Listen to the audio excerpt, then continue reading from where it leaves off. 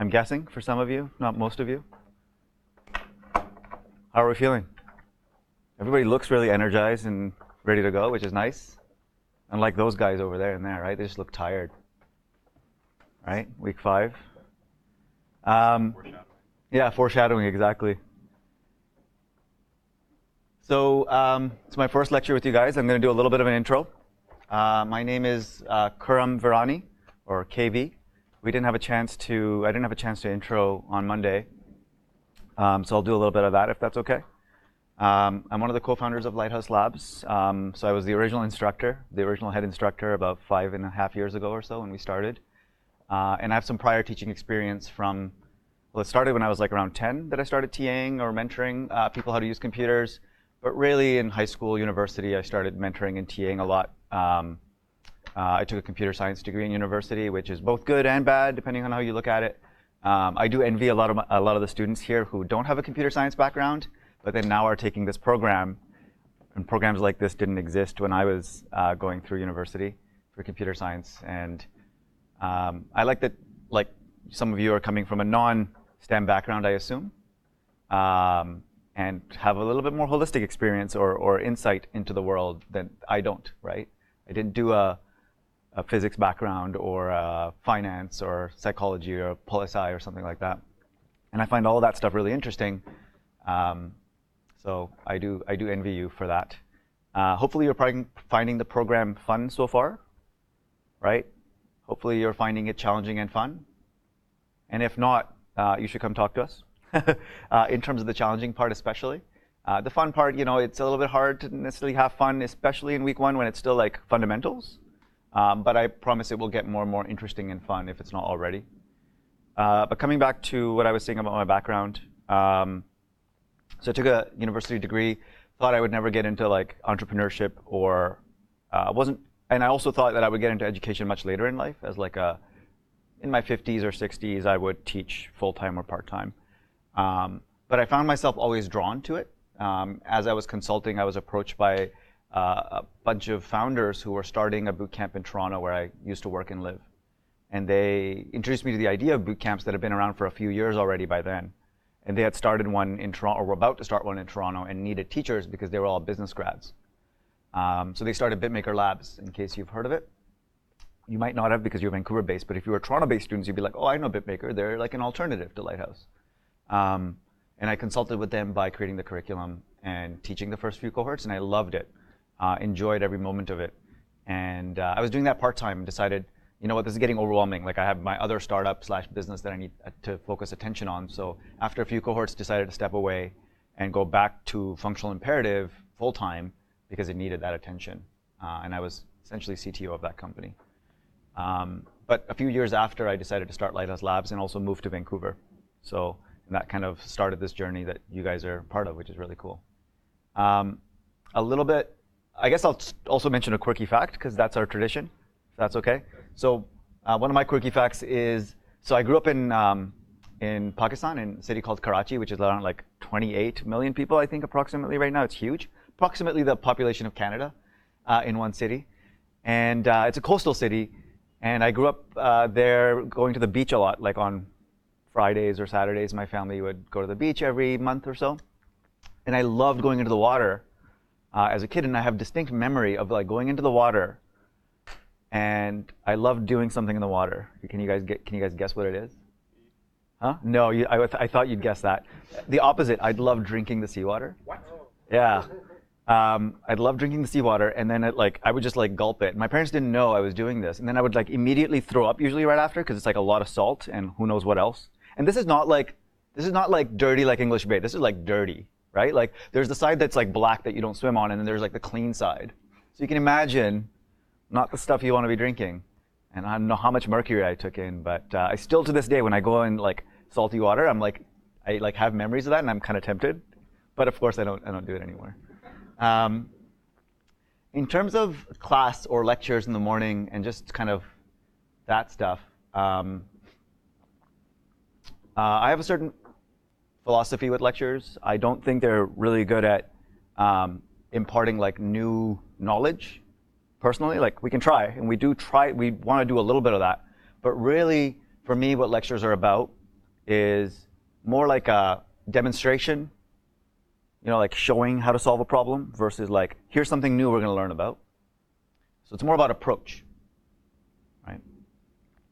Like how do we solve this error, or how do we solve this problem? So I'll try and keep my lectures focused on that. In the first few weeks, it's a little hard because there's a lot of new concepts being thrown.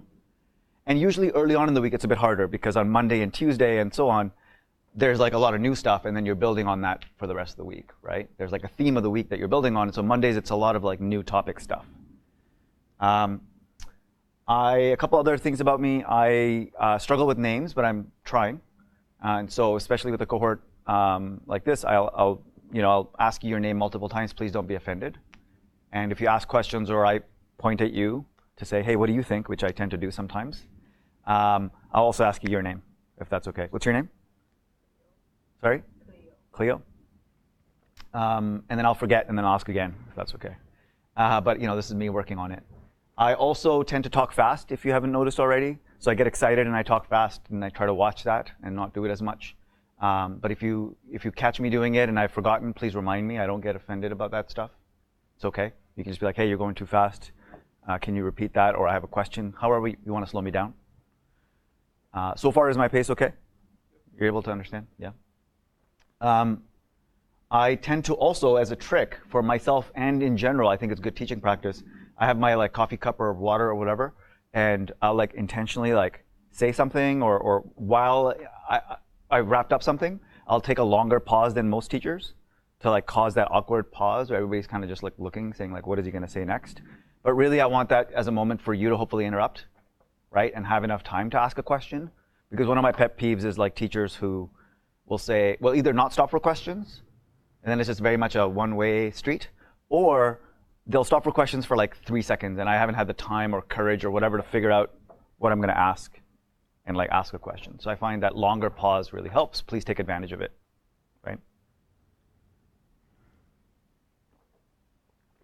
Although maybe you don't have questions right now. I like to start my lectures with a joke that's relevant. Again, we're in week 1, so there's not a lot of like special topics. Jokes that I have, like when we get to SQL, which those guys are in, I have a joke for that, things like that. But for this week, I'll keep it pretty generic. It's still software related. How many software developers does it take to screw on a light bulb? None. It's a hardware problem. Come on. Right? Let's just blame the hardware people all the time whenever there's a problem. It must be my laptop. Okay, so that's that. The lectures today is going to be focused on objects, but not the entire lecture. I want to kind of build towards that. And I like to not just talk about, here's the new concept, let's see what this tool does, but really talk about the problem as well, right? And since we're only in day 3, there's still a little bit of like, we're still early days. And it's good to like do a little bit of review as well from the previous day. So one of the things I like to review at this stage is this concept. We take it for granted as experienced developers. I can't exactly relate to what it means to not be able to read code, right? Which is why some of you guys may be. Like if I put a lot of code on the screen right now, I'm curious how you'll feel. Let's try it. Let's try it. Boom, lots of code. It's actually from yesterday's stretch assignment. How do you go about reading this, right? Not just on this screen, but even on your own screen. It could be code that you wrote a year ago or so and you don't remember what the hell you wrote and you still have to like update it.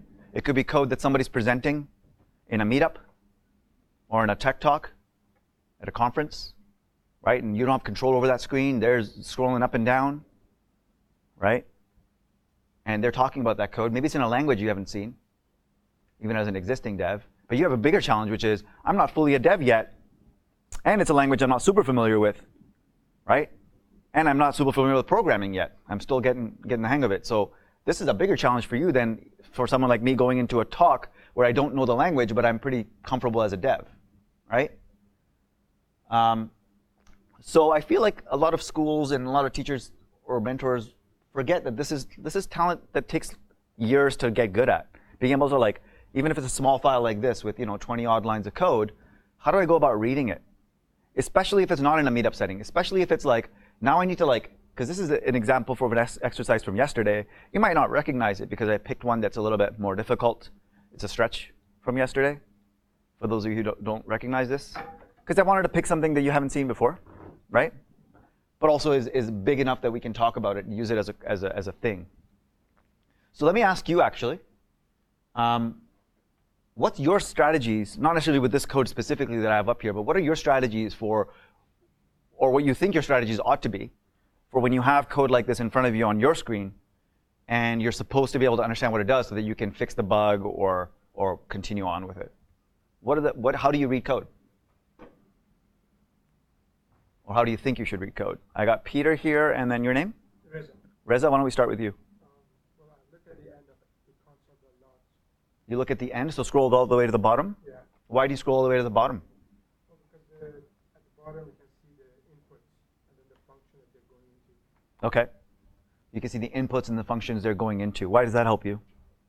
That's kind of like the beginning of how it gives me an idea of how it's going to work, how the function's going to work. Gives you an idea of how the function's going to work. You're onto something, and I like where you're going. I would like to hear more answers, because, by the way, one of the things I forgot to say is there's not a right answer here. There's not a single right answer. There's a collection of right answers. There's definitely like some wrong approaches, but by and large, it's really like something that's personalized. So I want to hear different opinions, and I'll give you mine, but don't use it as like dogma, right? Don't assume that's the only right way. Peter's hand was up, so why don't we go with him next? I usually write the title and the function names, because usually those are getting something about what it's supposed to do. I'm just going to zoom in a little bit here for those in the back. So like you'd read something like the function name you're saying, like that? Yeah, function name or the title of the code. Okay, so your eyes will land here. So let's say line 1, where there happens to be a function. Your eyes will land there. Yeah. And then where will they go next? Function. Will they just skip the function then? No, I'll read through the function, Yeah? see if I can understand it for like 3 seconds. If I can't, I'll move on. So you'll time box your kind of time that you spend in this function. And then that way, after you're done with that, let's say 3 seconds or whatever, you're not that focused on it. You're going to move on to the next one. Okay. And then you keep doing that for the functions, I assume. And why do you do that? Why do you take that approach? To see if like I can understand what it's trying to get at, and see if it relates to the title. See if it relates to the title. What is it trying to do?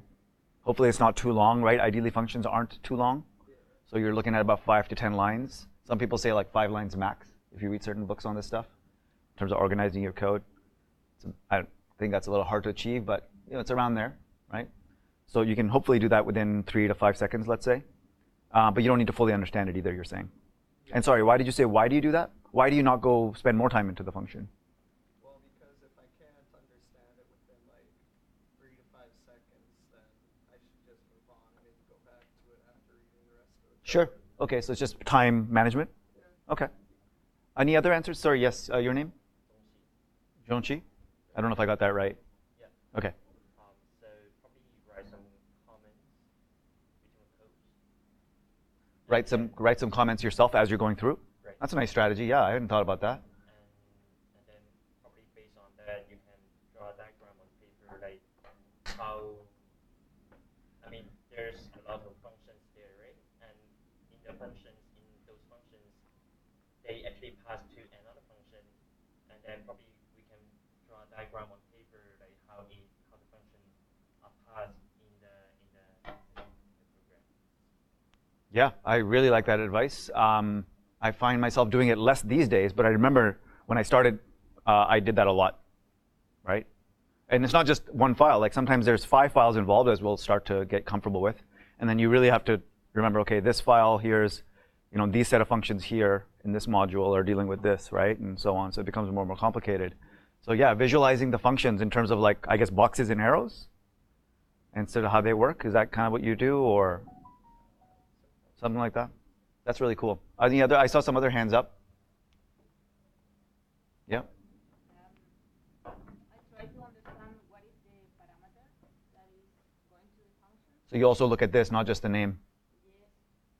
Like, for example, in list, I would think that is like An array of something. because it's using there the word of list. So with that, I know that it's an array. Oh, yeah. I try to run something to see Sure, yeah.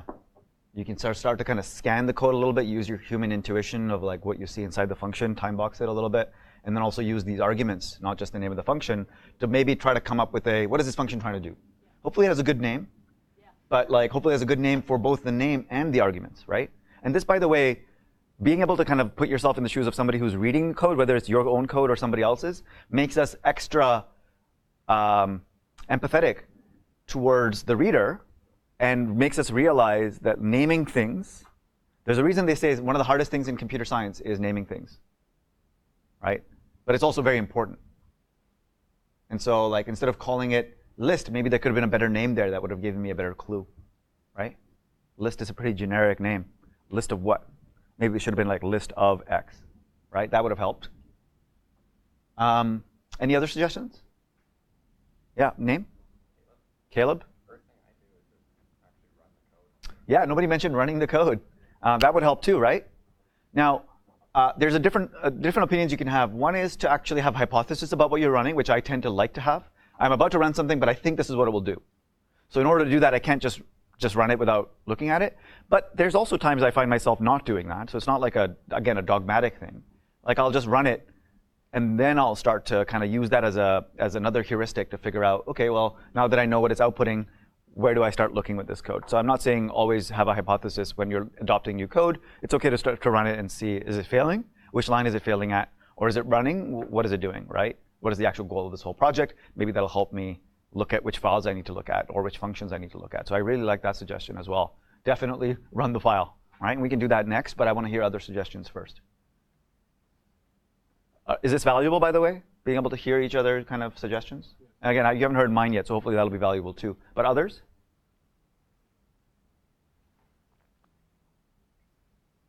Sometimes I take separate functions and just run them. That's a really good suggestion. What's your name? Max? So Max is saying, take a function that you're like, okay, I need to understand this function right now. Let's say I'm at that stage. I'll take that function and try and isolate it into like a sandbox, like a REPL, like running it in Node itself, sort of thing. So that I can understand what that thing is doing and in relation to how. Yeah. If another function so happens to take like that function's like return value and like do something with it. So that Yeah. I can understand what the function how it works. Yeah, I really like that. Like I find myself doing that a lot. And I do it more deliberately, of course, in class because I want you to build that habit as well. So I'll try and do that in this class if we have the opportunity. Did everybody understand that? Like be able to take that function out of that file because maybe the file is really large or there's a lot of stuff happening. And let's say it's not working exactly as is, or you just want to understand it more in terms of why it's working the way it is. Take it out, put it into like, paste it into Node even, or into a separate file, and then build some test cases around it, and then run it, right? We already know a little bit about how to build those test cases, right? From working on low tide. That's a really good suggestion. Sorry, your name again? Max, right. Any others? There's probably a lot more. This is worth talking about. I know you're feeling like, oh, let's talk about objects, but like, you got the whole day on objects, don't worry. And then the whole boot camp on it. This is stuff we're going to need. This is stuff that if you don't talk about now, it could slow you down. Yeah.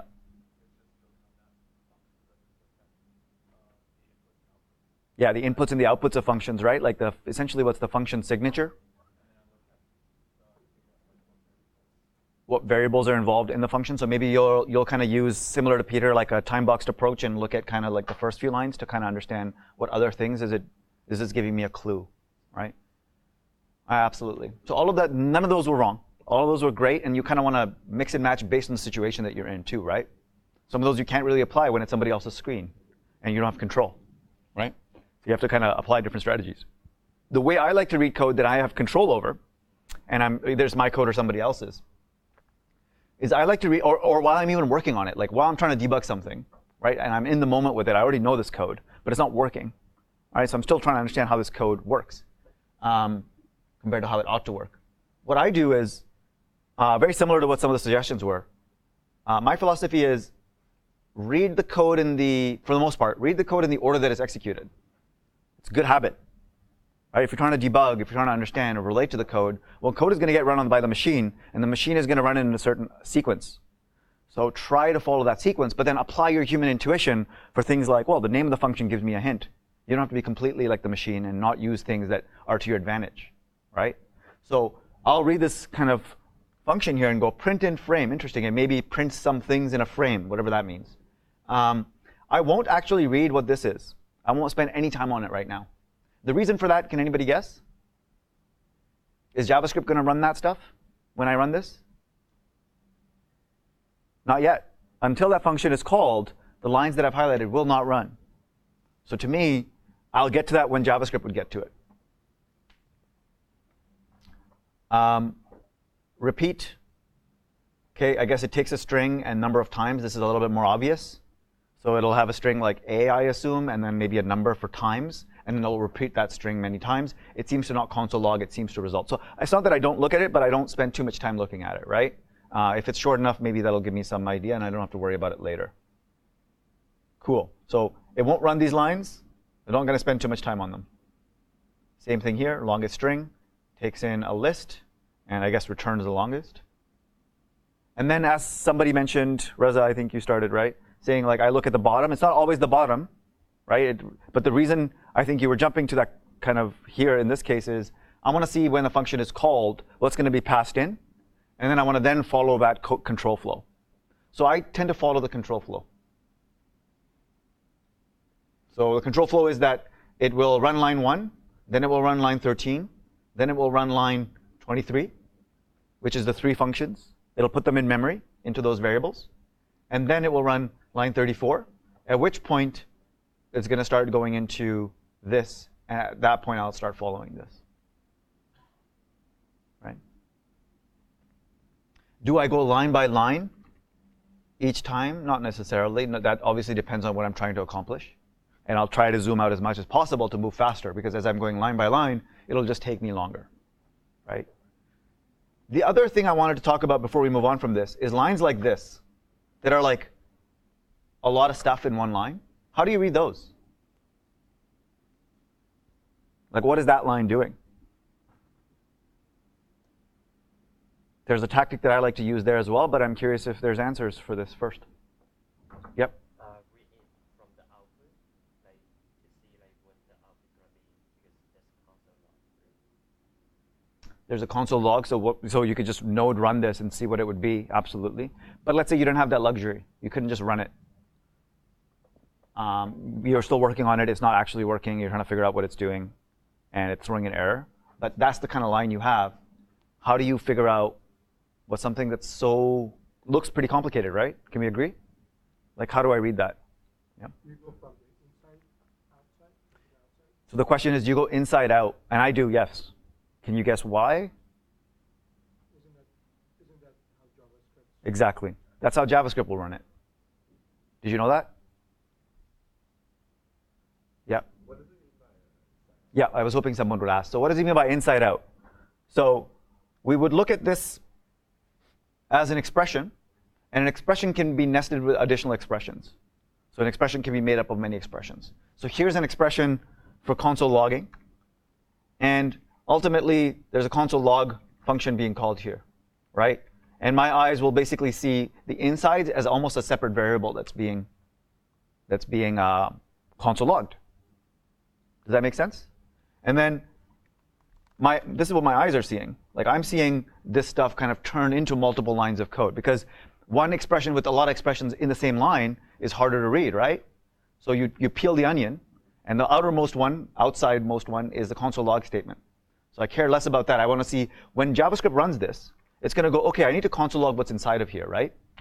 It needs to evaluate what's inside first in order to run the outside. And then it's the same thing again. When it looks at that inside, if there's more of that layering, it's going to need to go again deeper and deeper and run the lowest possible thing and then come back out, right? And so let's take a look at this as an example. Here, there's a string here. And inside the string, are you guys familiar? You're familiar with template strings a little bit? So this string does a little bit of concatenation, essentially, right? There's some logic in there. And so it's saying star, and then there's like word, and then there's like repeat. Oh my gosh, like there's a lot of stuff happening here, right? So again, what my eyes should try to do is take each of these. Word I don't need to split up, but like this one here is quite a bit of stuff happening. So maybe I'll call that Y. Maybe you can come up with better names, but for now, that's essentially what's happening, right? I just took that, made it into its own thing, assigned it to a variable, so it's a little bit easier for me, at least at this point, to read. Now, I don't physically actually do this all the time. It depends on how good you are at peeling the onion, right? In your head. But you can do this right now if you find that that helps with these longer expressions. And then now, in order for y to actually be interpolated into the string, it needs to actually go and run repeat. But in order to run repeat, we'll need to calculate this, right? And so this is probably that line, that thing that I've selected there, is the innermost thing that will run, along with, of course, the empty string, which is easier to see, and then it will run repeat. And then whatever the result of this is, will get assigned to this temporary variable that I've created here, which will then get used later. So now if I'm like not sure about how this works, I can even just look at the value of y, like console log y if I want to here, right?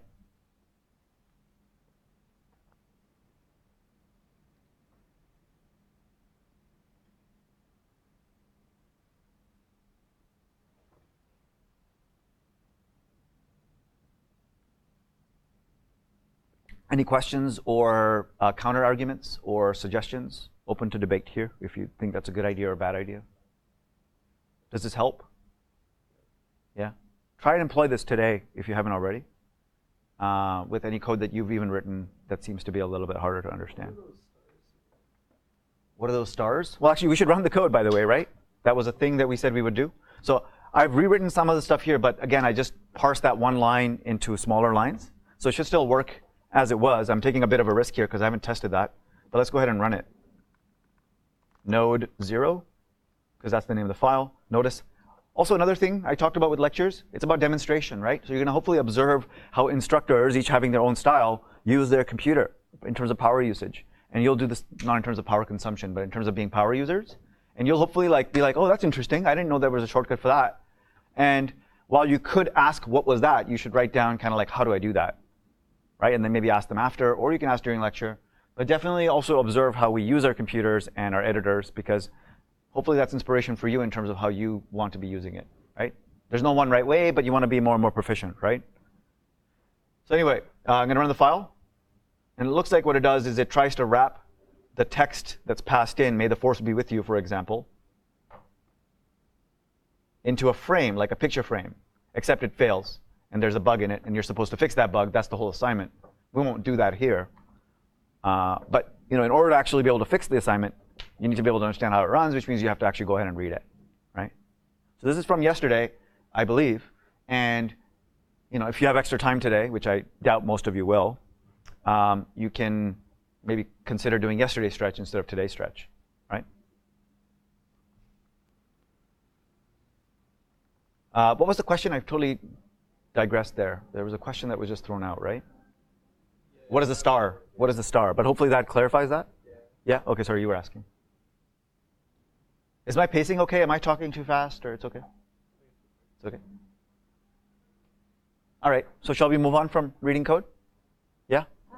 Yeah, before we do. Thing that I like to do, I don't know if it's useful for a person, but when I see something like a function inside of another function, I just do double click to check from where it's coming from. Like here, for example? I will touch repeat, Or repeat, yeah, okay. and then it's going to double click, and then I'm going to try to search where is that.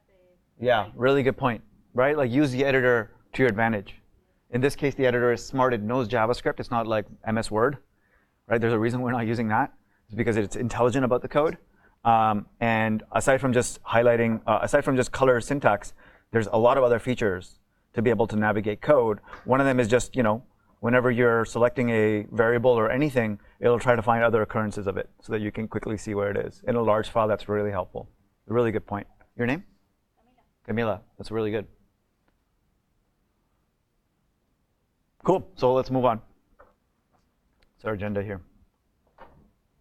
Primitive types. So let's talk about primitives, because we're going to talk about objects. And JavaScript, every language is different. But in JavaScript, not everything is an object. Whereas when we get to Ruby, we'll realize that everything, with an asterisk, is an object. But in JavaScript, that's not true. There's actually primitive types that are not objects, and then there's objects, right? So an example of something that is not a primitive, that is actually an object, is an array. An array is an object, right? You've already started working with arrays, right?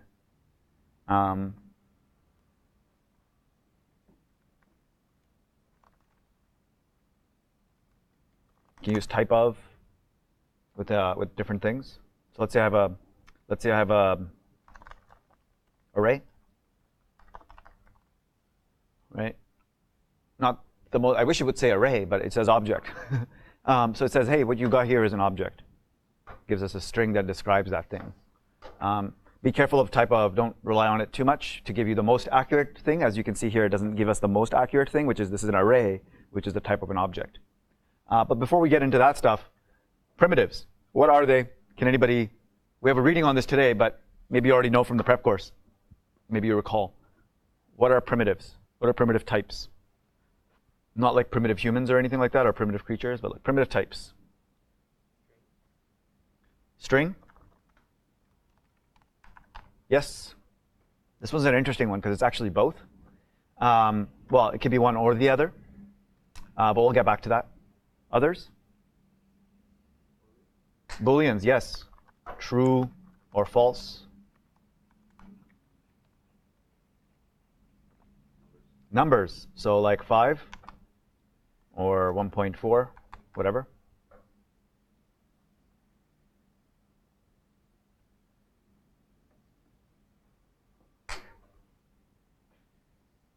No cheating. Undefined. Have you used undefined already to be like, is this equal, equal, equal undefined? Right? Maybe not. Hasn't come up. But it does. It is a thing. You can type in undefined. Right? And it's not going to complain, but obviously it would complain with the typo or something because that's not a valid keyword. Undefined is not defined. That's funny. What else? Sorry? How about Non? Yeah. Yeah. Not the non-bread that we like to eat, but not a number. Null. Yep.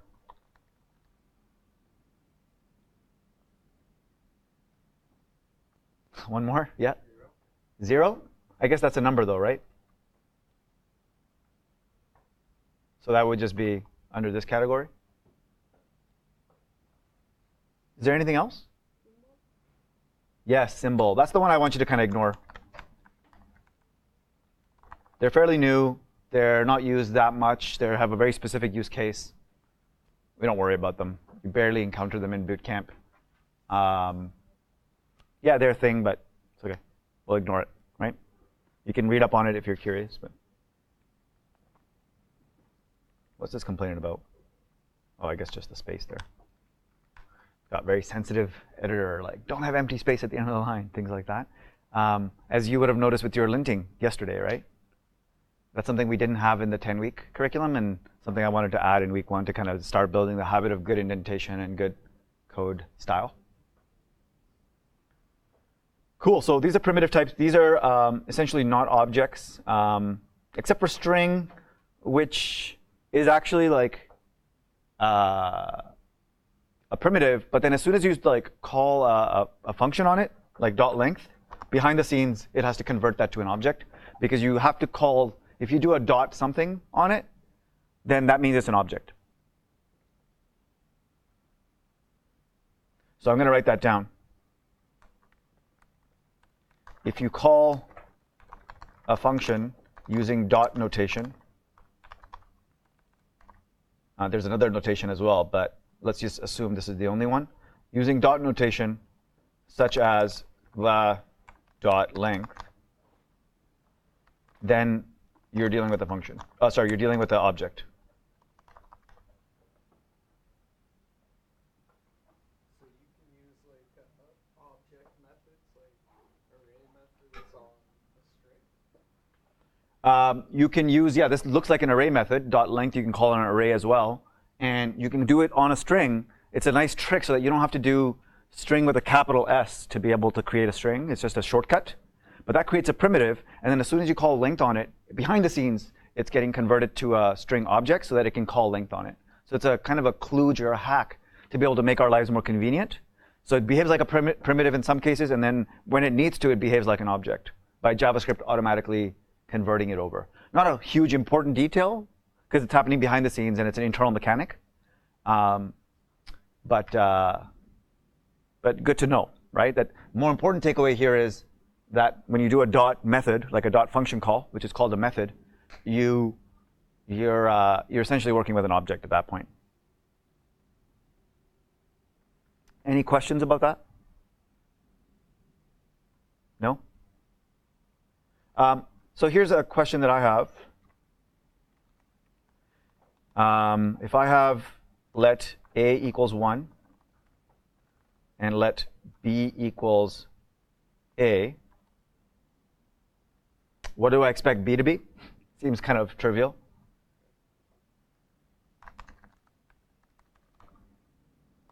What do I expect the output here to be? Yep. You expect the output to be A? What do you mean by A? Like, will it show the string A?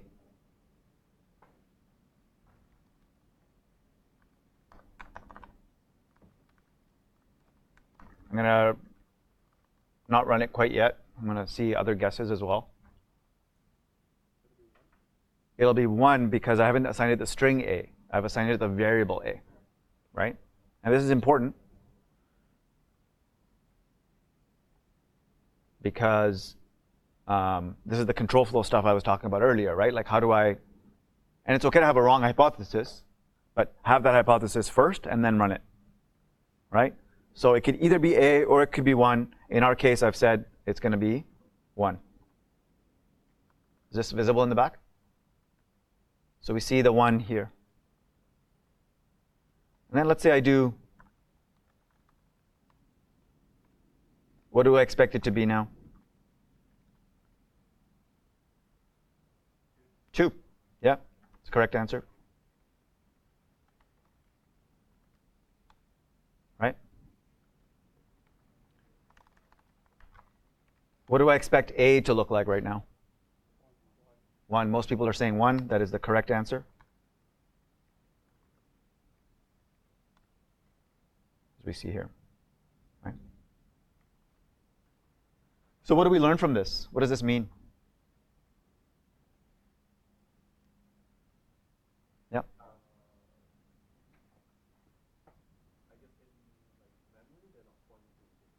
That's a good way to answer it. In memory, they're not pointing to the same thing. A was allocated, 1 was assigned. B was allocated separately with a copy of A assigned. So there was 2 1s in memory, and then one of them was increased to 2. It wasn't that B was pointing to the same memory address as 1. Right? So we essentially got a copy in B, not a reference to the same thing. Because if we had a reference, A would have been modified as well by modifying B. Yep. So how if we actually want to like make B reference to A, harding in the unit? The question is, how do you actually make B a reference to A, and how do you not do the other way? Does anybody know? With what we're dealing with here, for example, numbers?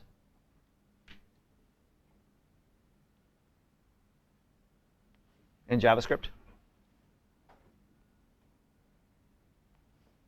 It's okay, I'm not surprised. As far as I know, you can't. So like, you're going to have to modify A if you specifically want to modify that variable, specifically with primitive types. Right? So numbers, floats, things like that. As soon as you create another variable with the same value, with the referencing the old variable name, it will create a new copy of that. At least with numbers. I guess with undefined, not really. Yeah. So it's not something that comes up generally because you already have a variable with that name. Don't really, need to.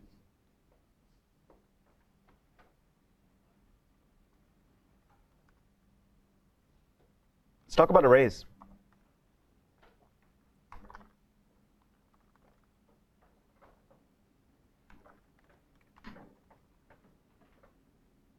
So are we comfortable with arrays? I mean, I should be careful when I ask that question because I don't expect that you're comfortable with arrays. But how many people here feel that they're comfortable with arrays? A few of you, which is pretty cool. It's okay though if you're not. And this is also something I'd like to speak to usually this early on in class is there's this general kind of feeling of discomfort. What do we say on day one? Be comfortable being uncomfortable. Because everything we teach, we spend about a day, half a day on, and these are fundamentals. Yes, you spend a little bit of time in the prep course, but we're going deeper into these subjects, right? And you kind of like today, for example, you're supposed to cover objects. By the end of today, will you feel comfortable with objects? No. But why is that okay? It's okay because you'll be dealing with objects or arrays or focal stuff in general throughout the program. And so it's not about fully, like the goal of the day isn't you'll be fully proficient with objects. It's that you'll start to get comfortable with them. And you'll at least have some idea of what they are. But will you be able to use them always in the right, like, will you know exactly when to call upon objects when you need them? No, it will take some practice, problem solving, things of that nature, so that you can build the mental model in your head in like when to leverage objects and how to leverage them. That takes time, that takes practice. So it's okay, especially for those that don't have that prior experience, to not feel comfortable with objects by the end of today, for example, or arrays by the end of yesterday, right? Anyway, coming back to this, we have an array in front of us. What are some things you can do with arrays? I can reference stuff in the array, right? So I can say like const first equals array. How would I get the first element of the array? Square bracket 0, right? Perfect. And then of course I can console log first, right? And that should give me 1. Is that right? Excellent. What happens if I do the same thing I did before? What will first be here? Whoops, forgot to. It's a const, so I can't really do that. Let's use a let. Did you see that? That's interesting too, right? I just made a mistake. I didn't realize it. Your editor may not highlight this. We don't actually want you to have this feature just yet because it'll kind of spoil you, right? You want to actually use, run into that error, and then also run ESLint to get the habit of like it catching that for you, or even running node in this case that will catch it for you. So if I actually try to run this, it should be an error. Does anybody know why? Yeah, I can't change a const, sorry. I can't change a const and reassign a value. First is a const, right? Trying to reassign to a constant variable, not allowed. Specifically, you cannot reassign something to it. So this should be a let because I'm trying to reassign it. This is assignment over here. Const is now a new value, and it needs to calculate this to assign it. Can't do that with a const, can do that with a let. Let's try that again. What do I expect the output to be? Because I'm incrementing first, I expect it to be 2, correct? Great. What do I expect the array to be?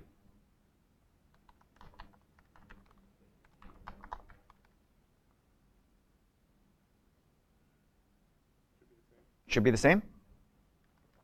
Let's try it. How many people think it won't be the same? Yeah, it's good to have multiple assumptions in here, right? See who wins. Should have some prizes. I got no prizes, sorry.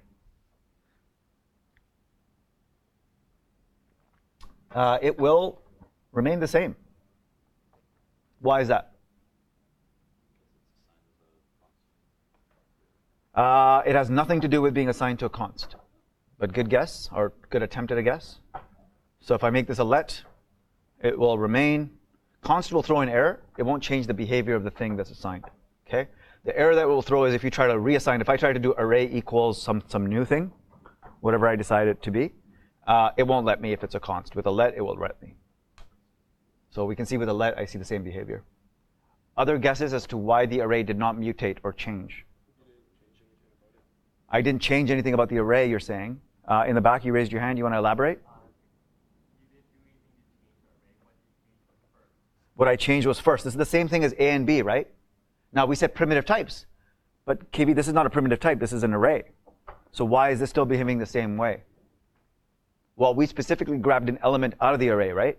And that element was a primitive, a number, exactly. And so I'm still dealing with those primitive types in these variables here. Like with first, I modified first, and I'm modifying a primitive, and so that's going to be a copy. Okay. Are you guys familiar with Python tutor? I can't remember if it's in the notes or not, if we added it yet. No. Great. Sorry? Yeah, JS tutor. You're familiar with it? So who was your lecturer yesterday? Travis. Nice. He's good, eh? So he already showed it to you. So we could run this in there, but do we need to? How many people want to see it again? Some people? OK, cool. That's good. So if I take this and I go into, you can type in Python tutor JS, or it's basically pythontutor.com, but they have multiple languages support like Ruby and JavaScript and so on. It's quite old of a website, but works quite well. It won't run all JavaScript. There's certain things it won't be able to run because it's running in the browser, and Node and the browser are not the same thing, right? So you have to be careful. You might get some errors in here that you wouldn't in your Node file. I'm going to visualize the execution of this. And this will help us kind of, if you're not comfortable yet, you can use this, but don't overuse it. Don't make it a crutch. Because what I want is for you to have this visualization in your head over time, right? So I don't expect to see you using this past, let's say, week 1, maybe week 2. Don't overuse it. Let's zoom in a little bit. There's the code on the left. And any console logs will go in here. And more importantly, what's actually happening behind the scenes in terms of memory will be shown here. So we're going to step forward. And so the first thing we expect to see is array pointing to an array.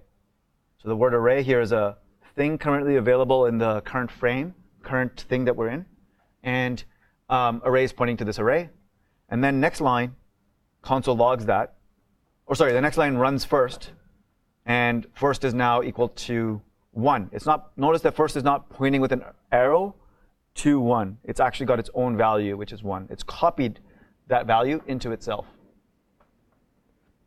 Then we say console log it, which gets console logged up here. Then the next line is increasing it by 1. Notice that the array stays the same, but first itself is modified. Right? And then now when we print the array out, we print out first, then we print out the array. So we see that working the same way. But the end result, is like this, right? So use this sparingly, but when you're not exactly sure what's happening in terms of memory, especially when there's multiple functions being called, you can kind of see local variables versus outer variables and so on. It's really nice. Do I use this at all these days? No. And did I use this after a few? In fact, I never had the luxury of using something like this. It's not like a you must use this. It's kind of a suggestion that we threw out there, right? Don't overuse it.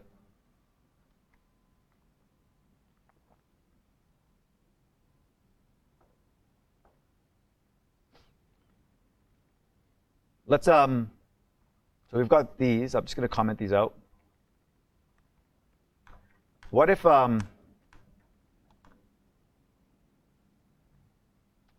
if we take another variable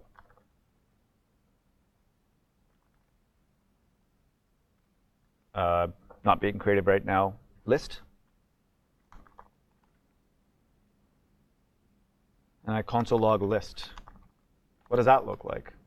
Well, this is no longer a primitive, so as you can guess, we're going to see a different visualization here. In that list will not be a copy of the array, it will actually point to that array. See what I mean? Let's take a look. How do I edit this code? Okay, so here we just have an array, and then we have list that's set to the array. Let's see what that looks like. Got the array.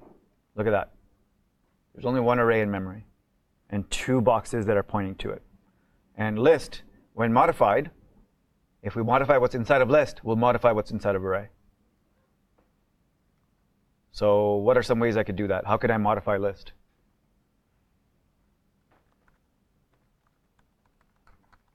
How about that? What do you think that will do? Change the other one as well? Let's take a look. It's a good guess, but it'll actually be inaccurate. I tricked you. Now what's happening is list is reassigned Let me run that last line. So we're on the last line here, forward. List is now reassigned a new value. That's not modifying what's inside of list. There's a difference. Something equaling something means you're assigning a value, which is what you cannot do with a const. It's the reassignment that you cannot do, right? That is not the same as modifying what's inside of it, necessarily. With primitives, it seems to be, right? Because when I change it from a 1 to a 2, I'm reassigning, but I'm also modifying the value in there. But here, I'm actually changing it to point to a new array. So this is shorthand for new array, right? And I've changed where list is now going. That's not what I meant by modifying the contents of list. How do I modify the contents of list? Like the thing it's actually pointing to. How do I modify that array? Huh? A dot? Yeah. What happens if I say list, this is 0, this is 1, this is 2? So what if I say list 3? Currently, what's the value in list 3? Position number 3, or position number 4, I should say, at index 3. Undefined is correct. So if I console log this, I expect to see undefined, because it's really, in JavaScript anyway, different languages behave differently. There's just a whole bunch of undefines here now. Not really, in that it's only 3 elements. It was not going to have an infinite number of undefines, but it will basically, when you try to access them, it'll say undefined.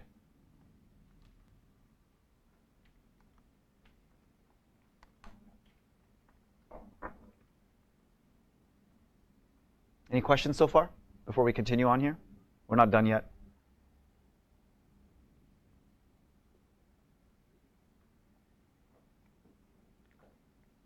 Yep. Max, right? Yep. What's the difference again between what you're doing just now and what you did with primitive? The difference is that when I assign, the difference is in line 9. The question is, what's the difference? Line 9 did not assign a copy of the array to list. It just created an arrow. Whereas what we saw with A and B is A and B both had, well, first of all, they didn't have arrows. And second, when I assigned B to be A, it copied the value of 1 into the second variable.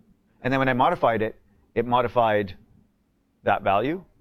Here, I see the same thing, actually. When I modify list to be a new array, like a list equals this 4 things, 1 to 4, it actually also created another array for that, right? So we haven't really seen a difference. You're right. Like, KV, like you set list to be a new thing. It's a new thing now, right? But it's when we modify list. So I haven't gotten there yet. When I modify list, which is to say list 3 is now going to be another number, like 4. So now at position 3, which is in here, I'm adding a number. So I'm modifying that array. Does that make sense? Because this is the value. This points to that 4th location. And I'm saying in that 4th location, I want to add something, which means I'm actually modifying the existing array. I'm not creating a new array. Do you see it? Who's confused about that? Because now's the time to ask. Yeah, Max still confused? OK. Well, let's actually visualize it. Maybe that'll help, right? Let's take a look at this whole file. I'll just delete. Well, I won't delete it because I want to have it for my notes. But I'll edit this code, paste this in here. There's only 4 lines of runnable code here. List is being a copy, not a copy of array, but pointing to the same array. Then we look at what's in 3, which should be undefined. And then we assign 4 to 3, which would be ideally modifying the array. We don't have to because we can see it, yeah. So here we go. There's our array. There we are creating list. There we are outputting undefined. And then here's the last line that I'm about to run. And what it will do is it will just modify the array. And now if I try to access the array through this word array here, this variable, what do you think I'll see when I console log? I'll see this.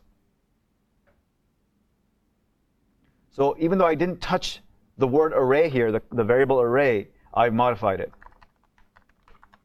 It's now got 4 items in there, with the last one being 4. Right. So what does this tell us?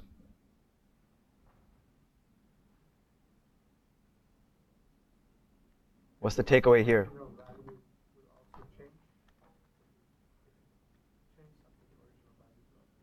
Yeah, for objects like arrays, if you have multiple variables pointing to them, I'll just turn on word wrap here, then modifying one will modify the original, right? This is because there aren't multiple copies being created in JavaScript. Yep.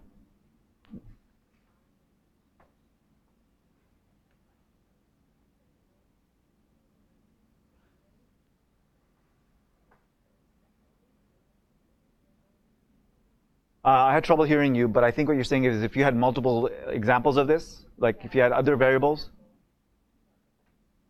Yeah, so if I had like another variable called collection equal to list or equal to array, you would see in Python tutor that there'd be a third variable created with that name, and then it would just have an arrow pointing to the original array again. So I could have 10 variables all pointing to the same place in memory. If you modify the one using this syntax of square brackets, or using .push to add something to it, you will be modifying that original one, the one and only copy of that array. Just the original. Yep, Max? So right now, array, array is pointing to like an object, like an array object, and then this is also pointing to the same thing. Exactly. But if you, what if you do like, you assign this to some kind of like terminal, like this equals to 4, would that change array to 4? No, that's a good question. And I did that earlier, but just to recap, if I take list and reassign it a value, then that will not destroy the original array. That will just destroy what's inside of list.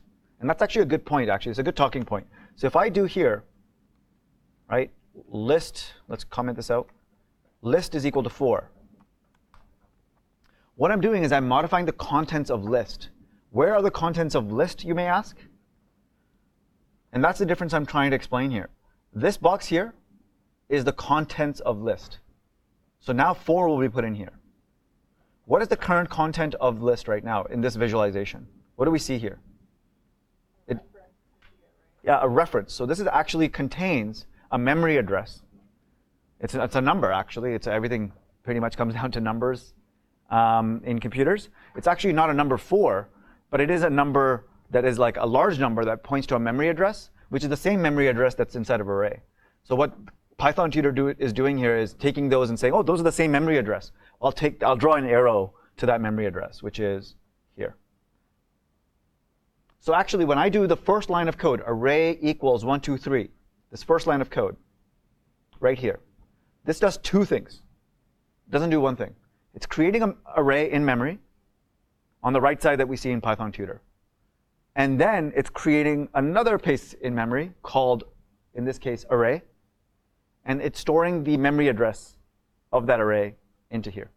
So that array now points, this word array points to that memory address. However, when I do list is equal to array, one thing is happening here.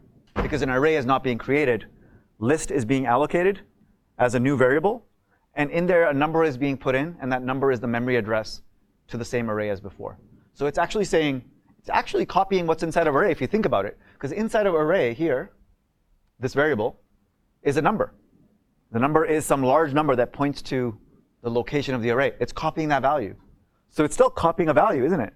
Just like 1 or 4, it's copying a value. It's just that value happens to be pointing somewhere instead of being something that we are actually using for math.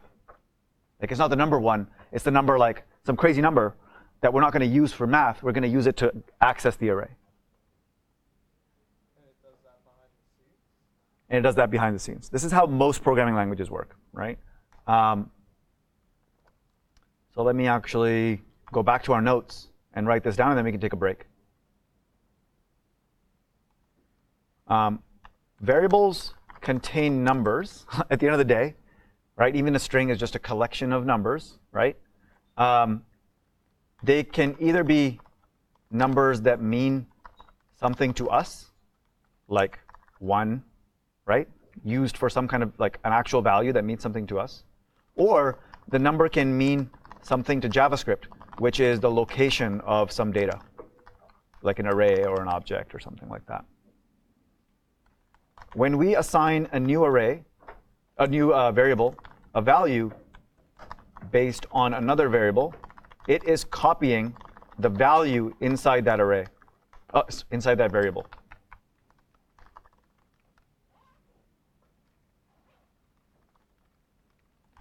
Right? So we're setting list to be the value of what's inside of array. The value happens to be a memory address that points to that array. This is a bit advanced, and not necessarily something you fully need to understand, but definitely what you need to take away from this is the difference between like copying an array or creating a new one versus, hey, this is just a reference to the original one. I'm modifying the original thing. Because you definitely want to know what you're modifying, right? OK, with that said, take a break. Let this kind of sink in a little bit. I'll keep the code up here if you need to look at it still.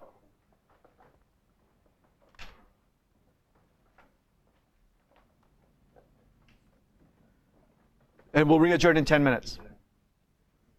Yep. I have a question. If I create a function that modifies the third element of an array, for example, and then I call that function, is it going to, and I call it with the array that I defined before, is it going to modify the array? Yeah, I want to get to that actually as well. So what we'll do that is maybe right after the break.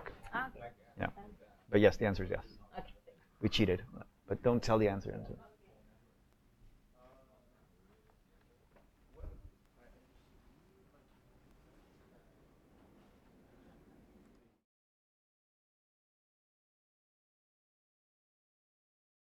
How's it going? Yeah.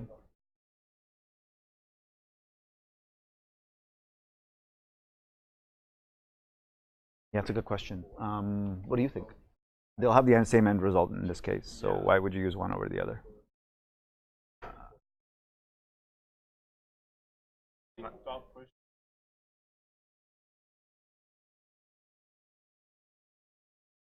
A number, yeah.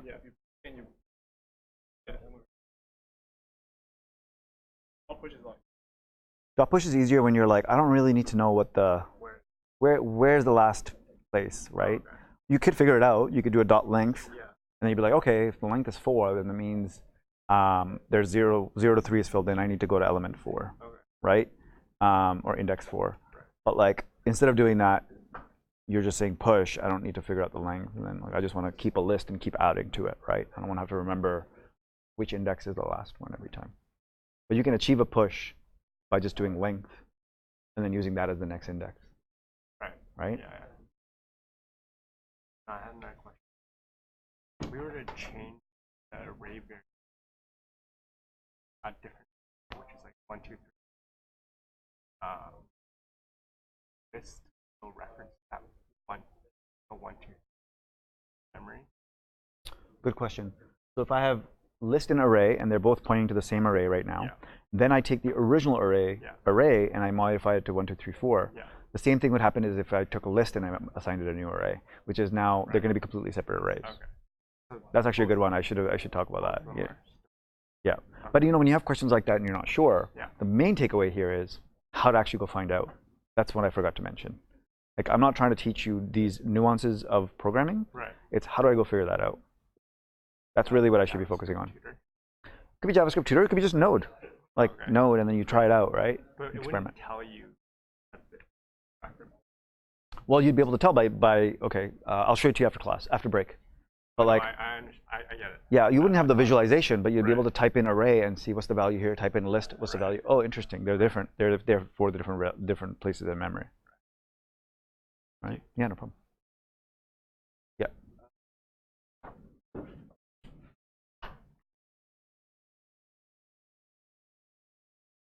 If you were to like, it would change this like content of the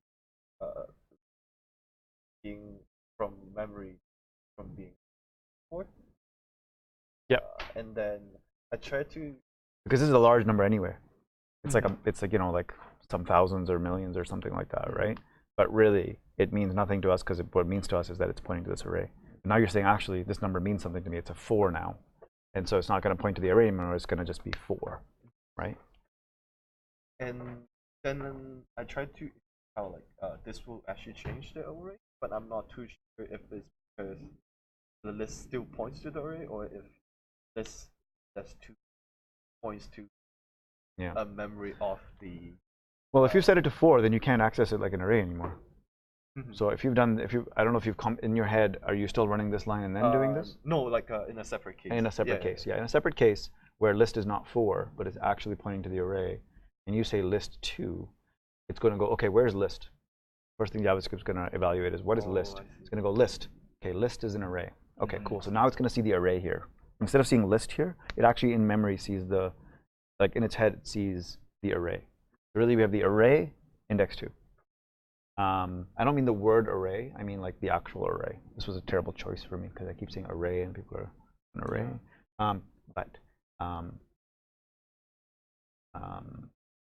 Yeah, so this is actually going to see the array here and then say, okay, at 2. So if I do like this, also more. Yes, because we're modifying, because it's only 1. But if I say list equals and then square brackets, a new array with comma separated values, then I'm assigning a new array to it. If I say, can I have the thing? If I say list equals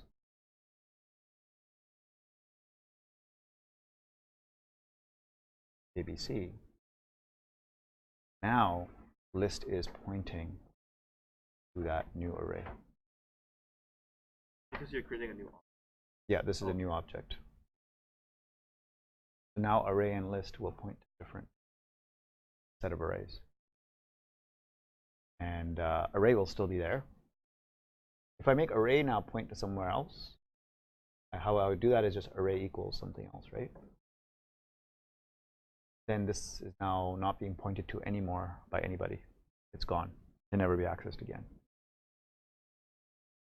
So things need to be able to point to things, right? If there's nobody pointing to this thing, like, you know, that if a tree falls in a forest and no one's around to hear it, did it make a noise, you know, sort of thing? Where if nobody's pointing to this, then it's no longer accessible. So, Gerald, can we say like only non-primitive types, like objects, like arrays, they have reference, but for the string to strings, they don't? It's actually not true, though. It's a lie, right? Let me ask you the question. To answer that question, I'm going to ask you a question. What's actually in here? After like these. In this condition where we're pointing list to this array, right? What's inside of list? A reference. No. Well, yes, but what is the type of? If I do type of list, I'm going to see array or object. Object. But what is actually, like, if I was to open up, I can't, but like if I was to actually somehow freeze that computer, open it up, and see what's inside that like this memory address. Entity. It's a number, right? It's a primitive. Right. This is still a primitive. It's still a number like 4, except it's a really large number. Oh, the number that's like the position of this the array.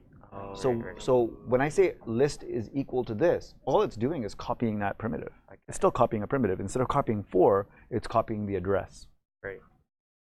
Again, this is the advanced part of this thing that you don't fully need to understand, but in case you're curious, that should hopefully help you answer. Yep. Okay, so now, what was your original question? I actually forgot.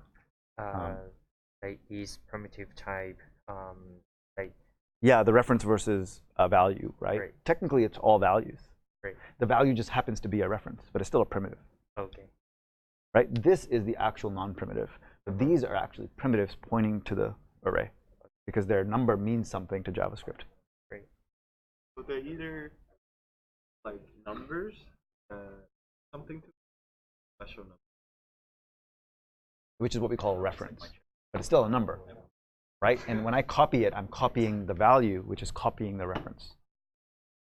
So like how we assign like array and list to a new value? So I mean new array. Like what happened to this original array?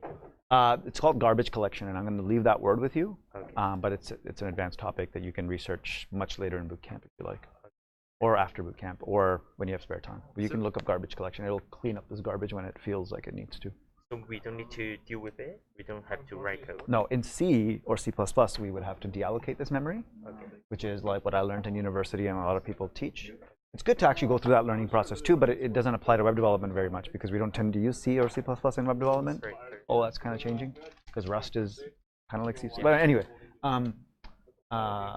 most languages like Ruby, JavaScript, Python, they have the interpreted languages that have their own garbage. Java, they have their garbage collectors built in. Is that where they nothing points to that for a little while?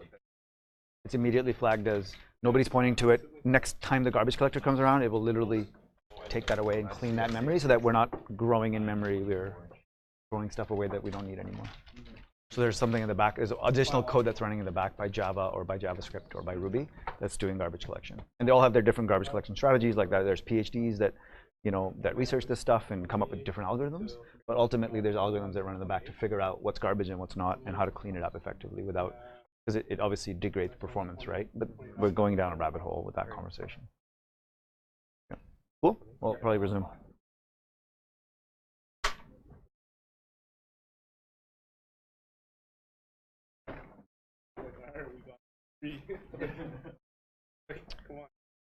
Okay, given where we are with time, we're resuming now because we took a break, I think, around 11:01 or so. We're at 11:13, so let's resume. Yep. We have a lot to talk about still. So we left off, we're talking about arrays, but mostly talking about kind of making sure that we understand how variables work with primitives and non-primitives, right? And that's good, like, review from the prep and good review from like even just indirect stuff that you've been learning but you didn't really realize it. So it's kind of hopefully giving you some more context. Any questions before I move on to objects, like non-array objects, I should say?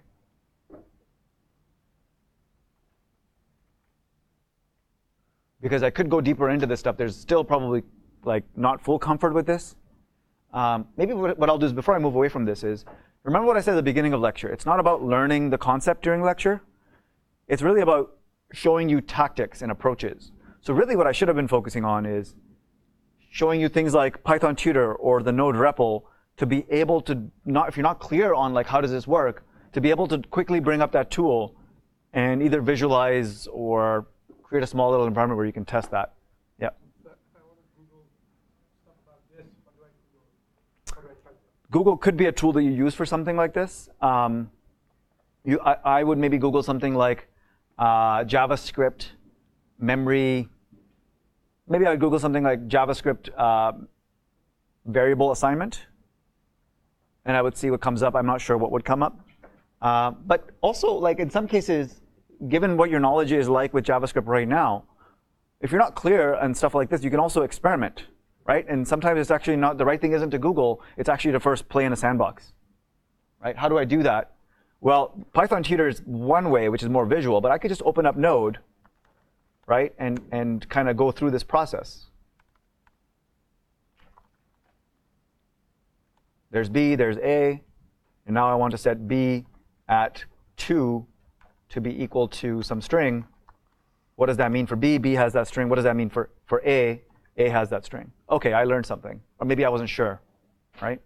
So this is the kind of approach I want you to take. Don't just follow the assignment or the walkthrough that you are currently dealing with, whether it's in Compass or outside of Compass in the real world where there's a tutorial trying to teach you something new. Step away from that if you're not sure what you understand yet. Figure out a way of how you would experiment and create a sandbox to be able to test out that hypothesis or invalidate it, right? Oh, I thought this, but that, right?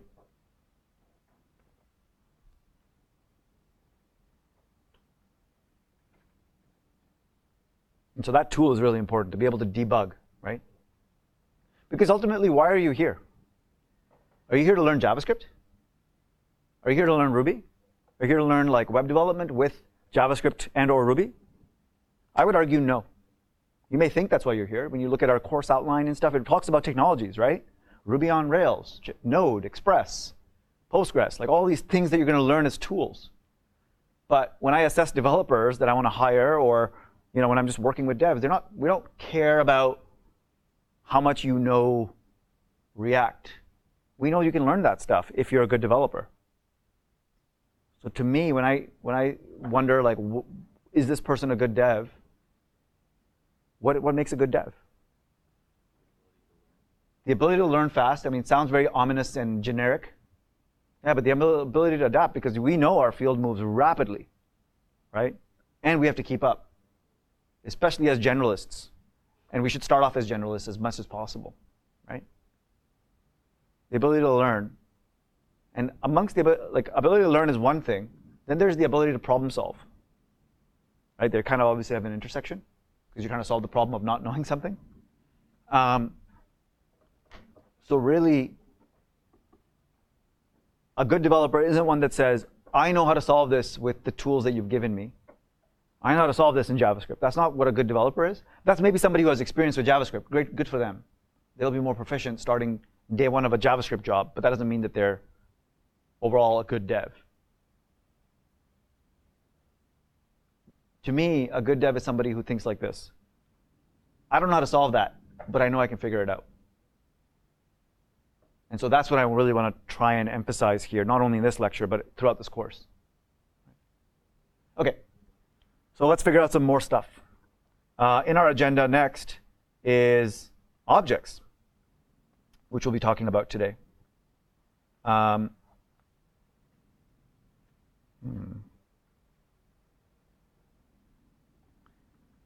Give me 1 second.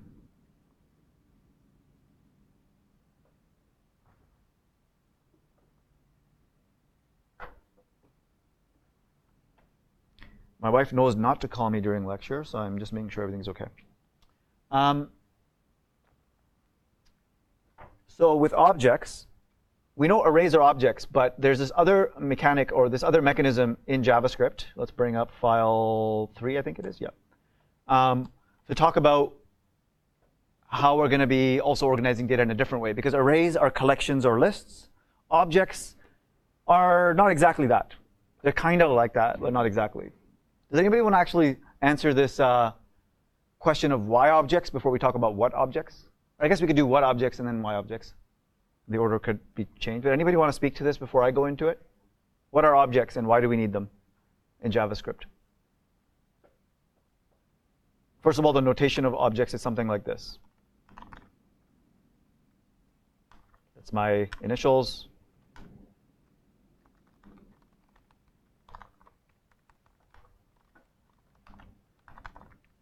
Let's use that as an example. It holds information, but so does an array, so does a variable. That's pretty, it's correct, but can we go deeper? Does it have to do with the way we call them? Can you call it object? But without objects, we cannot organize data this way. And what does this way mean? How am I organizing data?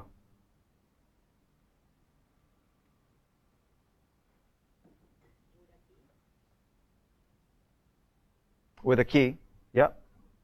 Because if this didn't exist and I wanted to have information about myself or an instructor or something like that, like something that's like multiple variables, multiple pieces of data, like their first name, their last name, maybe their specialty, their years of experience, right?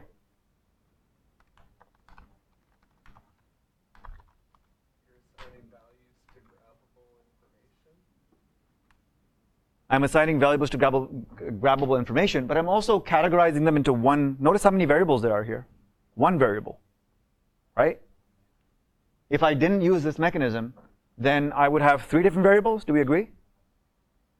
Right? They would all be their own consts or lets. And if we were like, well, that's too many variables because I have 100 instructors, let's say. I'm going to have 300 variables, right? I want to be able to loop through this data. So I need I have a collection. I'm going to need an array, right? But also, if I have this kind of information and I want to store it in one object, one option is, well, I guess I know about arrays. So what I could do is something like this. KV as an array, just a clever name, really. But really, I could store these 3 values like that, can't I? Like this defines KV right here. as far as this app cares, right? It's an array of 3 values. And as the developer who's working with this data, I know that element 0, index 0, is first name, 1 is last name, and 2 is the years. Right? So I can use arrays to solve the problem of how do I use one piece of memory that I can call one thing, like KV, for example, to represent a bunch of information about that entity, about that thing, that person, or whatever it may be. I can use arrays for that. However, can we see why one is better than the other in this example? What's the advantage that I have with the former approach? It's easier to understand what the data is. It's labeled. Here it's 0, 1, 2, but above it's first name, last name, and years of experience. A lot more legible, a lot more understandable. Remember what we talked about earlier in terms of naming things? In terms of being able to read code? Well, if all of a sudden you're looking at a function that's being passed an instructor, and it's just doing 0s and 1s and 2s to access data, you're not going to be able to understand what those values mean. But if it's saying KV first name, KV last name, then you're going to be able to understand what that data actually means without having to run that code. Right? It saves us that cognitive load of understanding. We can achieve everything using arrays, but cognitively it's going to be harder. So it's about organizing data, not for the sake of the machine, but for our sake, for maintainability of code, for understandability. Right? It's a way of organizing for ourselves. Do we agree? So does that answer why objects? Kind of as a way of organizing code? A way of organizing data in a different type of structure instead of a collection or list, which is an array. What other type of data does this look like? What does this look like, really? There's different words for it, actually, in computer science. Objects is actually probably the least, it's kind of a terrible name, because it doesn't tell you like the type of way that we're keeping track of data. There's other names for it, actually. Anybody know?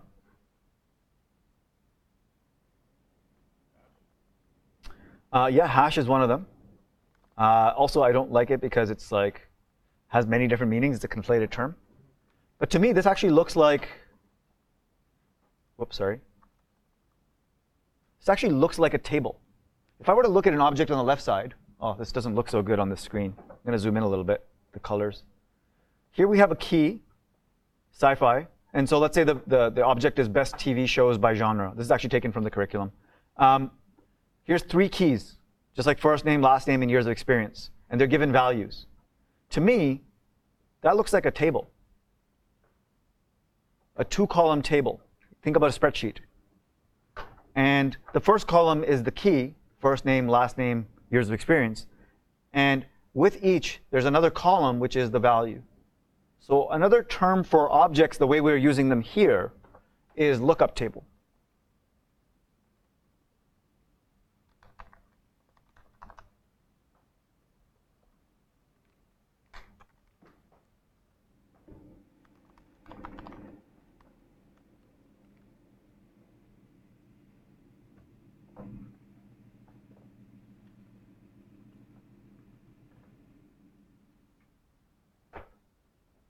Another name for it is a map. Now, it's a little bit confusing because JavaScript also introduced a thing called a map, but nobody really uses it because they just use objects for maps. So that's a little confusing. Not nobody really uses it, but we tend to use objects still for mapping. Why is it called map? You may be able to guess. We're mapping this to this. Sci-fi, The Expanse. Comedy, Brooklyn Nine-Nine, so on. First name, Kuram. Last name, Virani. Right? We're mapping a value to another value. And more specifically, it maps multiple values, so it's called a map. Not like a treasure map or anything like that, but like a, you know. Another term for it is associative array. You might come across that. So an object is an associative array. It's actually got the word array in it, which is interesting. Array is a collection, right? This is still a collection of values. They're just associated to keys.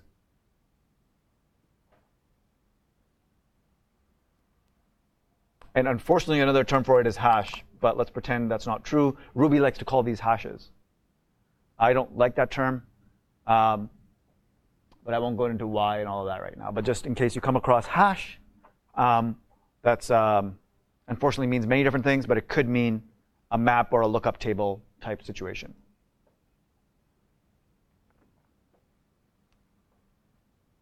So how do I access these values? With arrays, we use numbers. But you might recall from the prep course, we didn't touch on objects too much, but you did a little bit. You do something like, I'm just going to comment this one out, kv dot first name. Remember I said at the beginning of lecture, if it's got a dot notation, like string dot length, you're dealing with an object. So what these are called is properties. Okay, that mapping is called a property. So I have 3 properties for KV, first name, last name, and years of experience. And each of them have values. And if we're getting into semantics, the way it works is key value. Key value. So each property has a key, which points to a value. Don't get too caught up in the technical jargon here.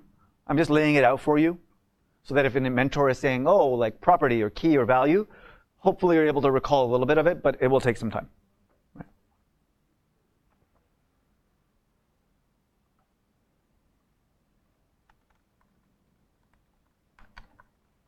So I can technically console log kv.firstname, and then it'll print just the first name. Yeah, let's try it. I can technically just console log kv.firstname, and it should print out the value that is inside of that particular property. Exactly. Good use of terms. And this part here is the key. And I'm extracting the value for that key. So what do I expect to see? Node 3, is it? No, 4? 3? Yeah, 3 objects. I expect to see my first name.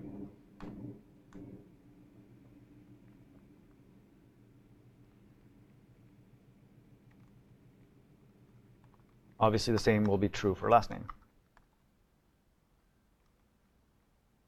What happens if I do something else? Other languages would cause an error. JavaScript is a little bit more forgiving in this case and says, just like with array index 4, when 4 has nothing in it, what do you get back? Undefined. This is an associative array. It behaves the same way. It says, in other languages, that could be like, in Java, for example, that would be an error. In JavaScript, it's, no, there's nothing there. It's all good. If you want to like try and do something with an undefined, you can, right? So it's a language decision. And we're going to see it comes back with no error, but just a value undefined. It's a primitive value, right? We can also use a different notation, which is square brackets. And that allows us to use a string, because, by the way, these keys, I forgot to mention, these keys are of 2 types. Strings are symbols, but again, we're ignoring symbols. So really just say that they're strings. Okay? Even though that's not fully true, we'll just say they're always strings. So I can access that as a string using square bracket notation. What does this square bracket notation look like? Array. Again, the associative array becoming obvious here. Except instead of passing in a number, like 0 to get the first item, I'm saying I have keys with strings, and so I have to use that. But the shortcut is to use first name like this. Is this OK? Am I going too fast? Maybe I'll pause for questions at this point. Yep.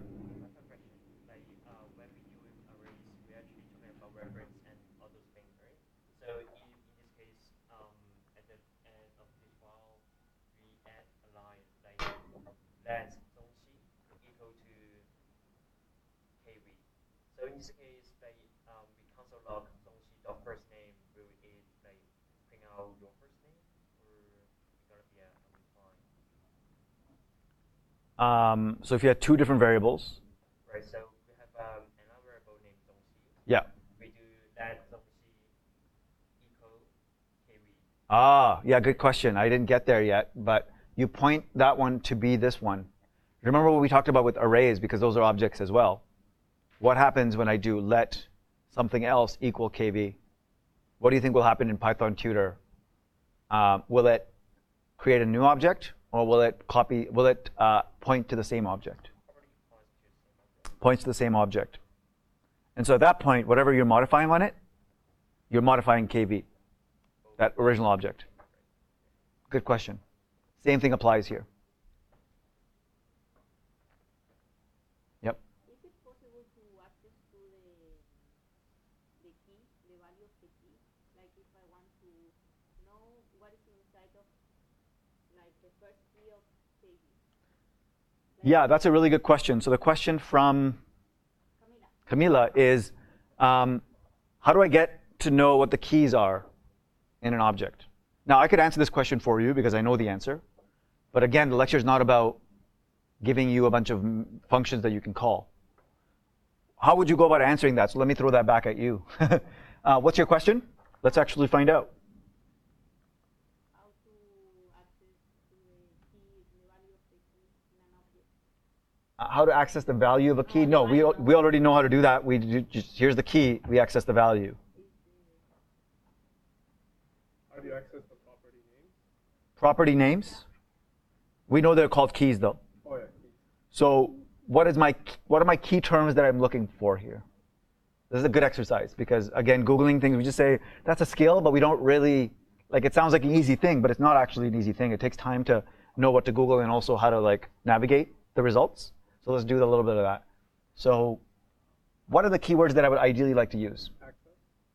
Access? Sure. Maybe there's a better word I can use for access, though, because this is accessing. But let's keep going. We can revisit that.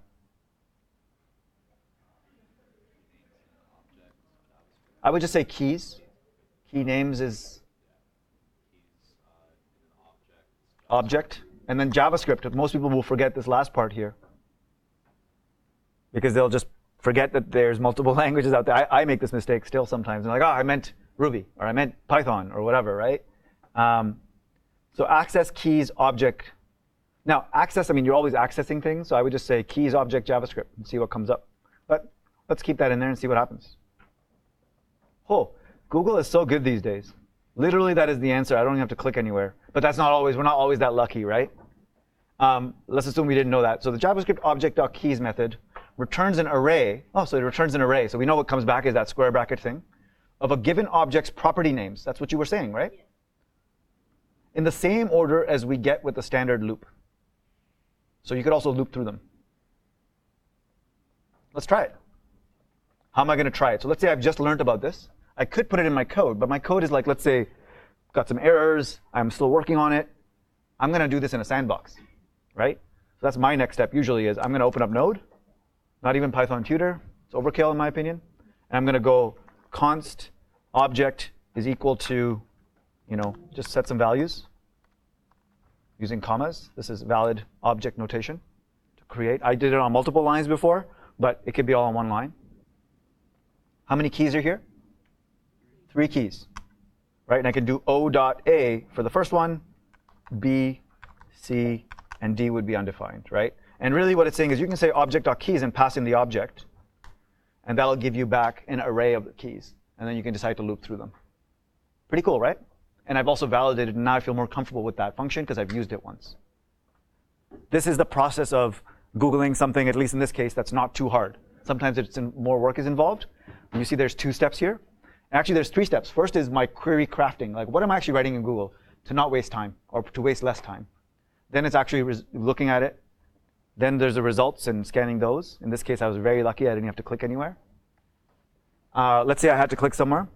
What would be the first one? Looks like it's grabbing the information from here.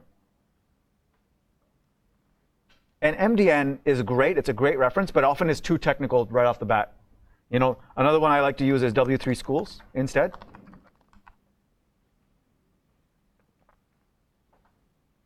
Array keys, objects.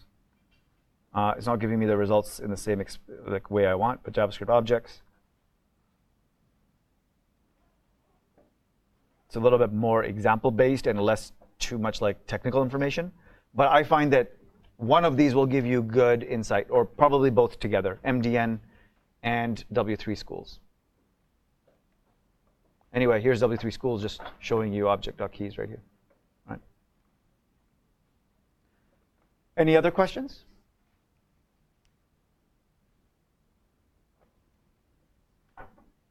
Can I combine these two things, arrays and objects?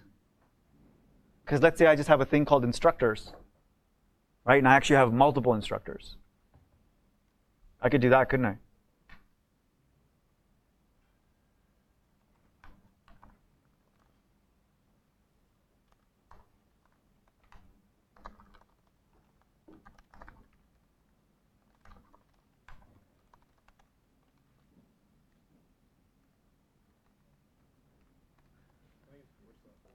Nice, that's what I thought it was, but I didn't want to like presume. I should know this, right? It's embarrassing. I'm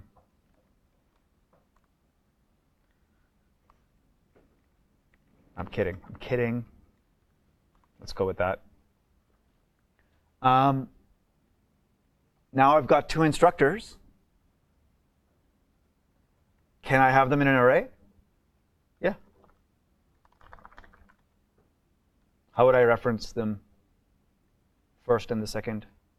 By their name, right? By their variable name, because these variables point to those objects. Right? Now I have two instructors, and they're in an array, and I could have 100 of them in there. Right? Can you do arrays in those properties? Yeah, so that's another thing. The question is, can you do other types? Because here we have 3 primitive types. But can you do non-primitive types? Can you do objects? And arrays are objects. So your question is, can you do objects like arrays? Absolutely. Just like with variables, you can think of these as variables, right? That table, it's a mapping, but like variables are mapping too. Point A to 1. That's a mapping. And so yeah, whatever variables can point to, these things can point to, these properties. So, so you could have something like this.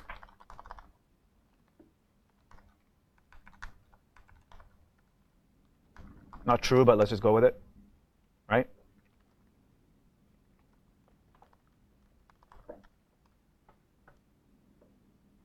Let's actually see what this looks like if I console log this. I'm curious.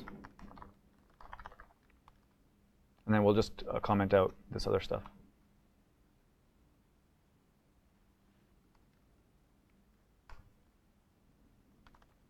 Oh, I always forget how to, okay, there we go. Yeah, if we console log instructors, what do we expect to see? All the information. An array of 2 objects, to be more specific.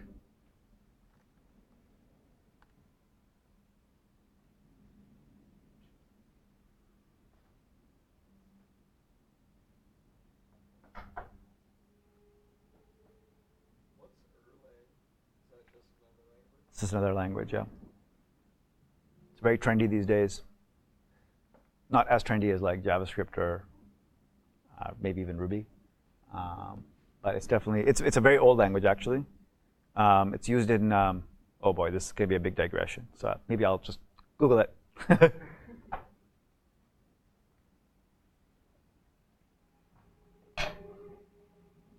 you can have objects in there as well.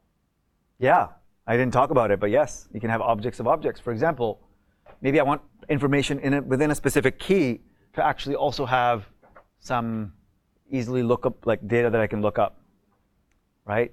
Like which school do they teach at? And then there would be like an object, because I could use an array, but we know the problem with array is I'm gonna have to say at 0, at 1, at 2, but I really wanna know the school's name or the school's location or the school's like, you know, I don't know, whatever. And I could just have another object inside of this object instead of an array. In this case, languages was maybe an okay thing to implement as an array because all I need is the strings for the names of languages. But maybe for, yeah, maybe for like school, it's actually an object, right? What's the name of the school, and so on. And then to access that value, it would be like the Yeah, good. Let's use that example actually. Yeah, let's use that example. So maybe for whatever reason, I don't know if it makes sense, but let's just, because we're crafting whatever example we want, KV will have a school, but the other one won't. Travis won't. Okay, so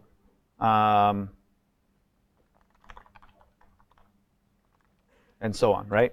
We'll just leave these two in here, just for example's sake.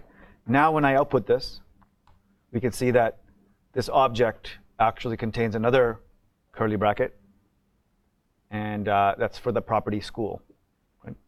So when I want to access that, KV gives me the object, right? Let me just remove the other console log here. KV gives me the object. Let's just take a look at that. There it is. What does KV dot first name give me? Gives me whatever that property is equal to, which is just the string, right? Then, what about primary languages? The array. Remember what I did at the beginning of this exercise when we were talking about reading code? This is like that onion that we have to peel. It's not that deep of an onion, but like really, I have this, and then it's being called, right? So in our heads, we really should be seeing an array here, right? And then for school, what do we see here? In our minds, we see kv.school, but really in our minds, we're seeing that object that kv.school is pointing to. Which means if it's the object, then like it's an object like this, right? Then I can do a dot notation on it, right? So dot name, for example, right?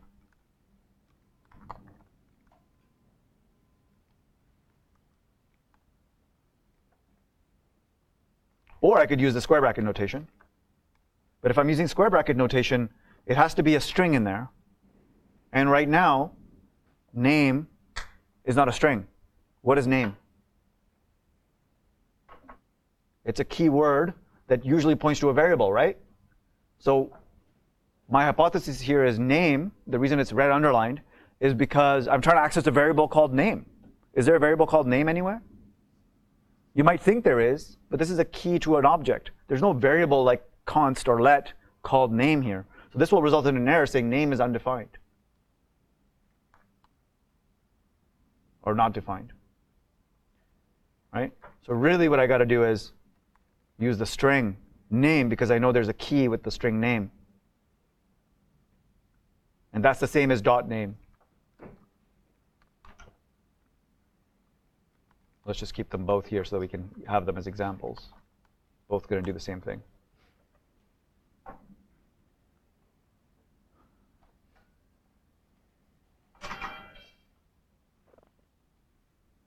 Any questions? Think about your questions quickly. Yep.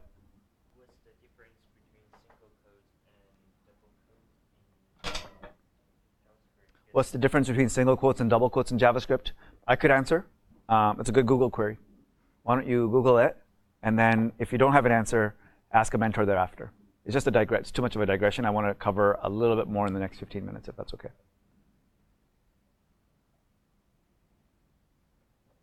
This is what I want you to get into the habit of. We're going to do less of this as teachers right now, which is if it's something you can Google, you should do that first, right? But as you get into like weeks 4, 5, 6, and beyond, it's going to be more of if you can answer that, at least try to answer that yourself first, and then there'll be some gaps in your understanding.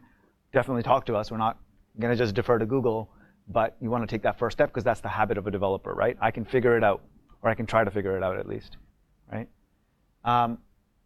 Any questions about, again, any questions about objects or anything I've covered so far?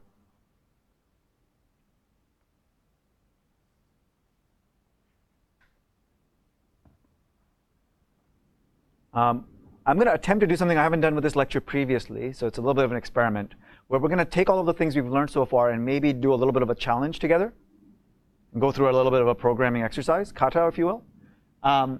And the one I want to do is, hopefully we'll have enough time. If not, again, the goal isn't to solve the problem, it's the approach to the problem. So if we don't get to it in the next 15 minutes, don't be bummed that we didn't get to a solution. Again, it's how we're approaching it. So what is the thing that we want to actually solve? Maybe there'll be like a long sentence. Let me write down the actual problem. Given a sentence, or paragraph or whatever, of words, like it'd be English,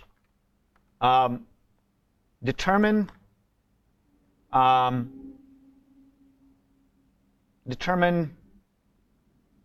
word density. I don't know if that's the right thing to say, but like really what it means is find out which words are in the in the given sentence.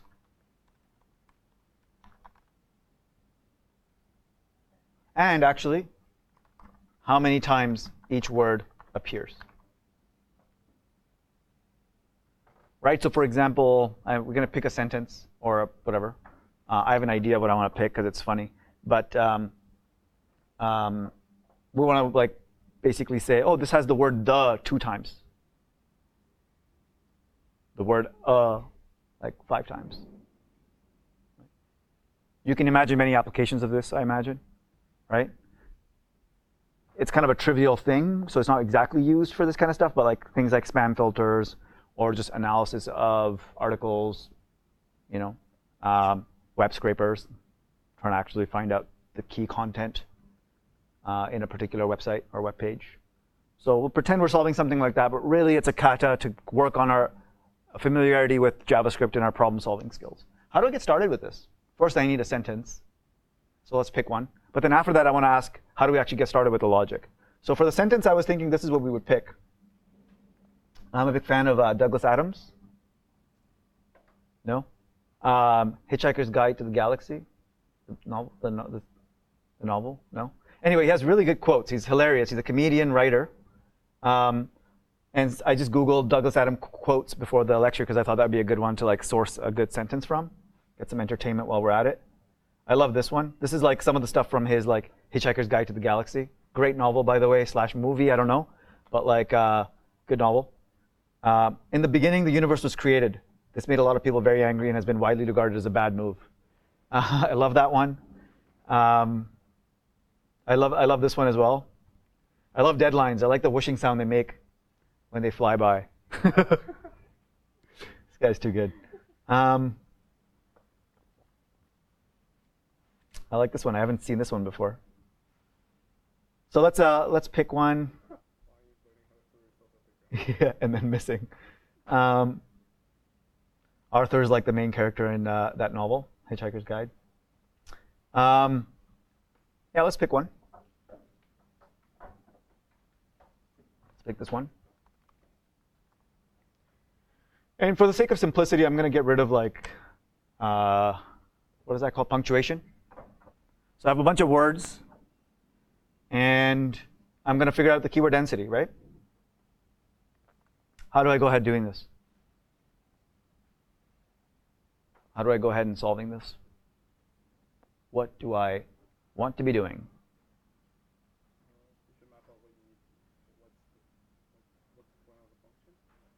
What's the point of the function? Yeah.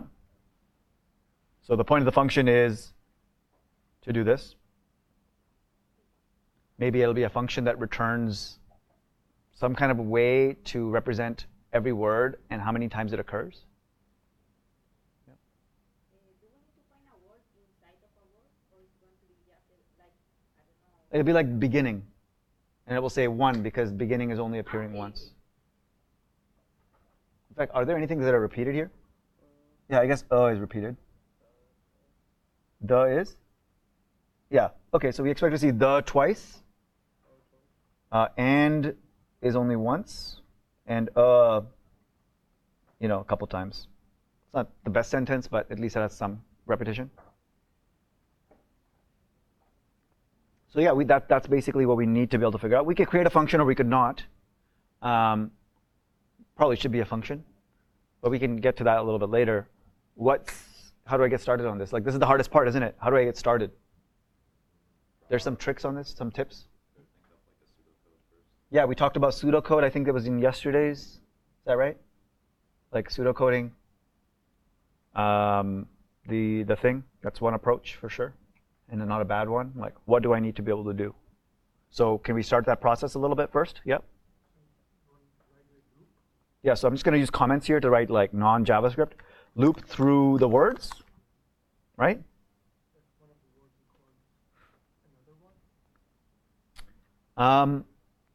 So as I'm looping through the words, I'm just going to have a word, like in. But I don't know what you mean by another one because I'm not going to be able to, while I'm looking at in, that's going to be my current loop, right? So we can say loop through the words, and that's assigned to, let's say, a variable called word. What I don't have is like word next, right? So how do I solve this problem? Since we want to assign this as a function, we could say that we could plan out what variables we're going to use. Like the function's going to accept the sentence and then also the word that we'll be looking through. Yeah, so function will take in a sentence. This is again pseudocode, and then it will return. Well, a sentence and like the word that we're looking for, right? Oh, we're not looking for a word. Sorry. How many times a word appears, right? Not even that. We want the word. We want all the words back. Oh, no, We want all the words back and how many times they appear. I was just looking for like a Yeah. specific word. Sorry for not clarifying that. We want all the words back, but also how many times they appear. So we want like multiple pieces of data coming back to us in one shot. Yeah. Probably make up a 2D array. Maybe a 2D array. One index is the word itself, and another index is how many times they appear. Yeah, that could work. So it would be something like, the result would something be like this. I'm just mocking it out, like faking it out.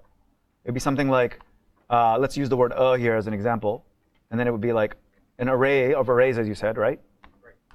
And then it would be like A is appearing as a word twice, I think. And then you'd have like, of course it would be in different order, but like has would be, I'm just using examples here. Has would be 1, right? And so on. Something like that. That would kind of give us the information that we need. Right? So it returns some kind of a, what does this look like?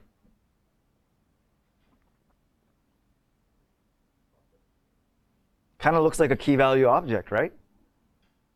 Remember with instructor, when I started off with instructor here, I said I could do KV as an array, and it would be 3 values. Or it could have been 2, first name, last name. But wouldn't it be better if it was like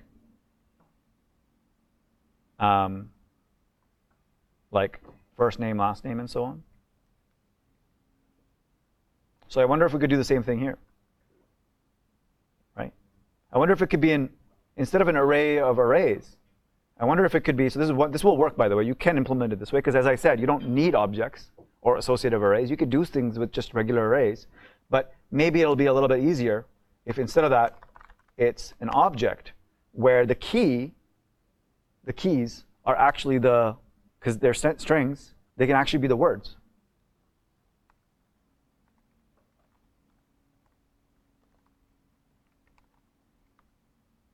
And so on.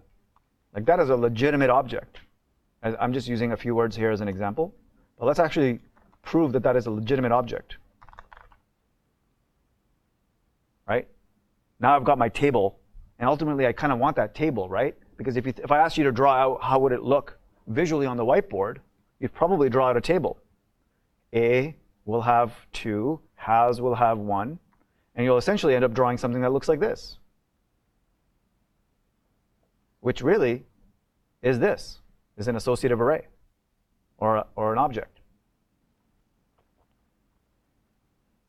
So this is maybe what we want back. And so I would argue maybe then it takes in a string, which is a sentence with many words, and returns back an object / associative array. Are you able to see this? It's kind of small text maybe. So anyway, we're going to loop through the words, and we have one word at a time. And we have this object that we want to kind of return at the end. It's going to be our table. What do we want to start with before we even start looping? You want to split the sentence Yep. and then Split by the this. space.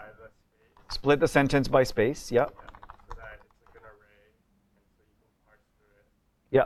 So that we go from a string to an array of words, right?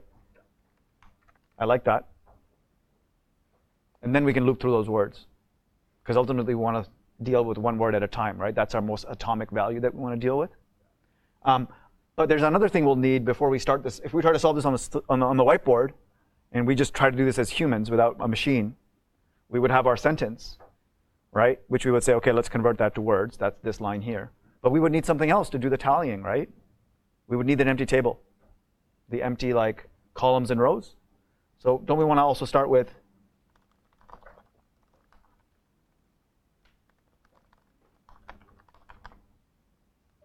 right? Because we're going to keep adding to it. And then as we go through each word, we can refer to that table, because that's what we would be doing if I was doing this on the whiteboard. Did I already count this word or not? Did I already come across it? Oh, I did. If I come across it, what do? Increase it by 1, right? Oh, I came across O already. Increase by 1. So what am I going to do in the loop as my instruction, or set of instructions? Yeah? You're gonna make a if statement to check if it's in the empty table. Yeah, if word is in, let's call that table. Yeah. Or results, I guess it's called. Yeah. Right? Then Then you increase its value by 1. Because we're returning numbers here, right? That's the value, that's the key, right? Else,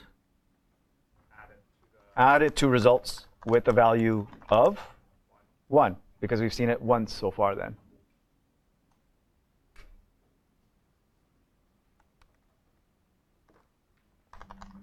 Because once we're done, we now know that we have the results and we can call it a day. And hopefully that's our entire table. Shall we implement this in the next 2 minutes somehow? Yeah?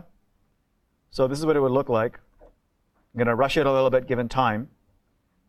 But we did focus on approach quite a bit in that time, right? So hopefully that was valuable for you. So maybe I have a function called count words.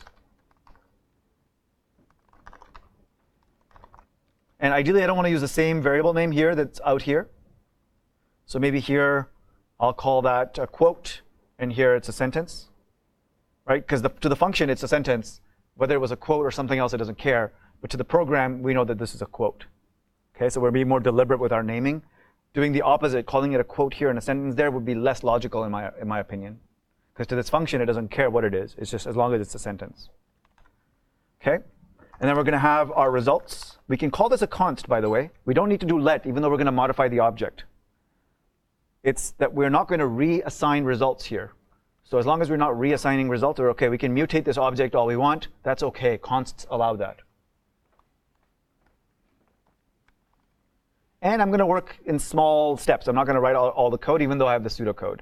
So even just now, I'm going to call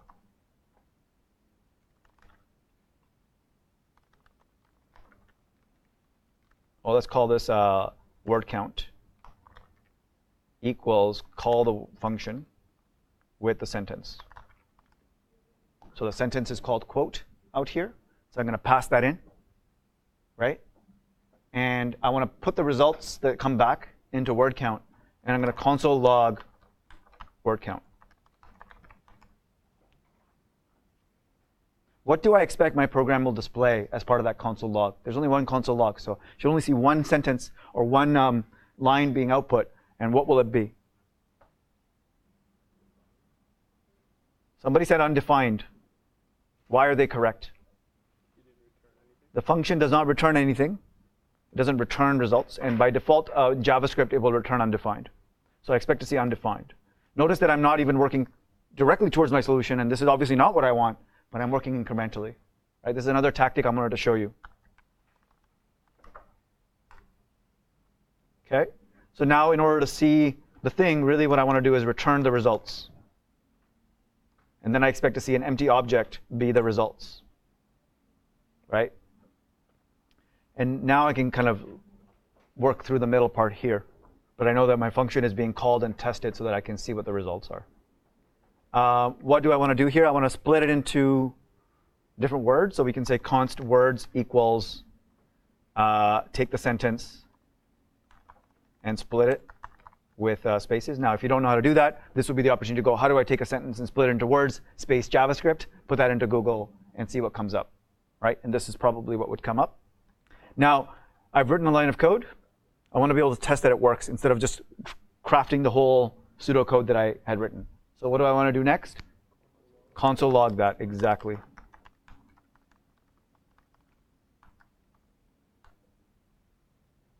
Nice. Now, we're going to have to be careful because some of them are capitalized. Some of them are not. Right? So as we go through them, we'll probably want to downcase them all so that if there's a lowercase in, it should still count that as the same word. So it's just a gotcha we should think about. Okay, but our words are doing good, so we need to loop through them now. Yep, for const word of words, something like that. I could use the I equals 0 thing, but I just need to go through the words from start to finish. So that's a great use for of.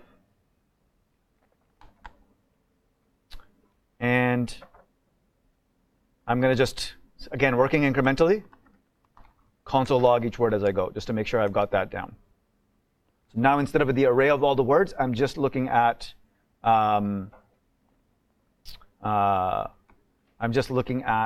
each word at a time to make sure I can process it properly. Nice. Each word on a line. And I want to make sure that they are always lowercase, right? So really, I want to go JavaScript string lowercase. Does anybody know? Two lower, exactly. Is it two lowercase or two lower? Two lowercase? Yeah, two lowercase. So we would do that.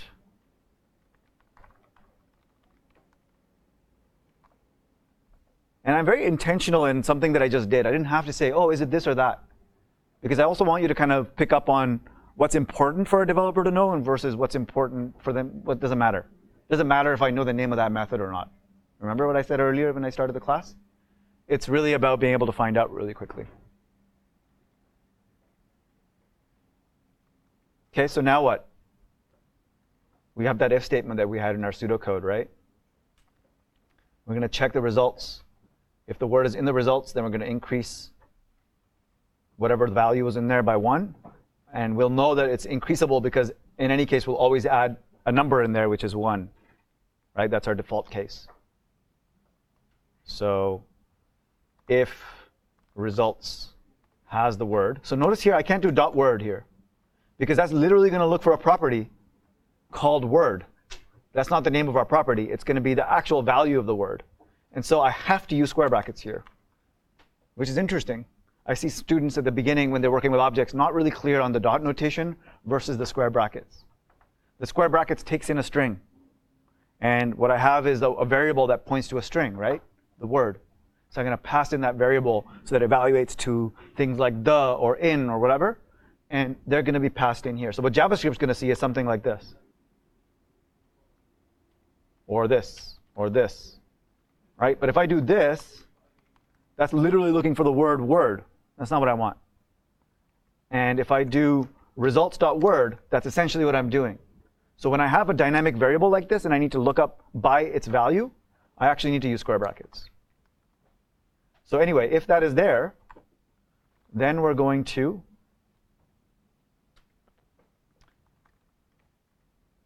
take whatever's in there and increase it by 1. Otherwise, we'll take whatever's in there and set it, or nothing's in there, and we know we can set it to 1. Oh yeah, the lowercase. So what I'll do is I'll make this a let, and then I'll just say word equals word.lowercase. So I'll reassign word to be the lowercase version of itself, right? And then that way I don't have to do that like how many times? Like 4 times, right? It's done once, and then it's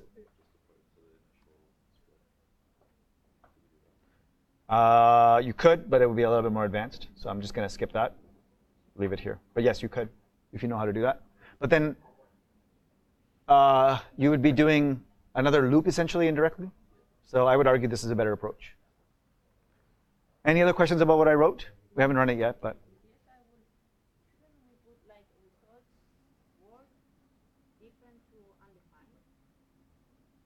Like because Oh, yeah, here you could say triple equals undefined, right? Sorry, not here. If it's not undefined, so it'd be like not equal undefined. This will also work. It's a good talking point, actually. I'm glad you asked. So this will also work. We can start with this, and then I can shorten it because the other one will work as well. Let's run this. And it seems to work, right?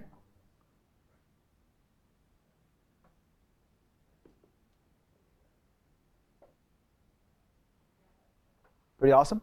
We used objects to create a table. It doesn't look like a table in the output, but essentially we can see that as a table in our head, where the first column is the keys, which is the words, and the second column is the density of each word, how often it's used in that sentence.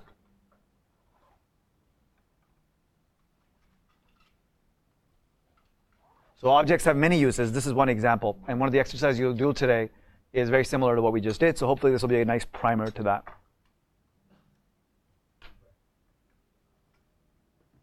Now, the undefined thing, before we adjourn, I know we're a little bit over time. Why is it that I can just not do it this way and just do if that? Yeah, it's truthy falsiness. Undefined, along with some other values, are falsy. Nan is falsy. 0 is falsy, right? So in this case, it's saying, is this like not undefined kind of indirectly? Is this equal to true? Is this equal to a number? Those kind of things.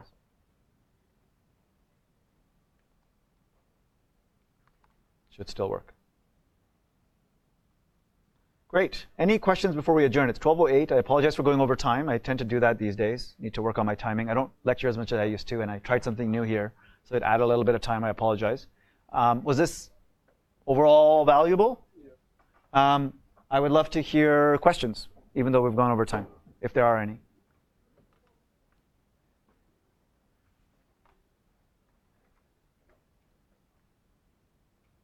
None at the moment. That's great. Either I did a great job, or you're just all really confused and you don't know what to ask. Yeah. So the result, bracket 4. Why can't you just use the dot there? Why can't you use the dot there? Yeah, so that's a really good question. I kind of rushed the explanation of that. So if I have a variable, which points to an object, and in there I have the with 2, okay? There's my object. If I do a dot the, I should be able to access that property. Agreed? What happens if I do a dot word? What am I trying to access?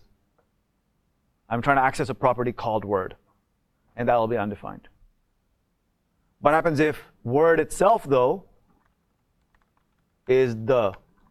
Because that's what we're dealing with in our loop is each word is called word. It's the variable word. So I'm just mimicking that here, if that's okay. Right? So now I have word, which is the, and I have a, which points to my table. And I do a dot word. What am I doing?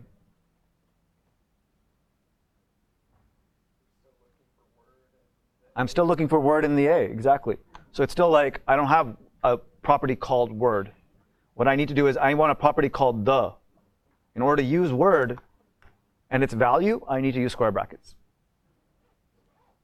So what's happening here is this JavaScript, just like that onion thing we were talking about, before being able to run this, it needs to run the inside. And the inside is that expression word. And it needs to evaluate this. And then it goes, let me look that up. Oh, that's the string the. OK, I'll put that in there. And so it essentially replaces this with that value. And so that's what we can see here in our heads, if you want. Let's go ahead and run that to confirm. We'll see that that works, right? What happens if I did this?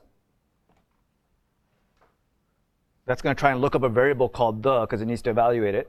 And it's not going to be able to find it, because there is no variable called the. That's an error, right? So this is something to play with. If you're not fully, I'm still rushing this. If you're not fully confident, this is the kind of stuff to play with in Node REPL. And hopefully I've shown you how. OK, great. Any other questions before I say OK, great? Yeah. Yeah. Is it better to use a constant? Like this part here? Or is it a let now? It's a let now because I had to reassign it. But if I did a constant here, it would complain. See, already my editor's telling me no go.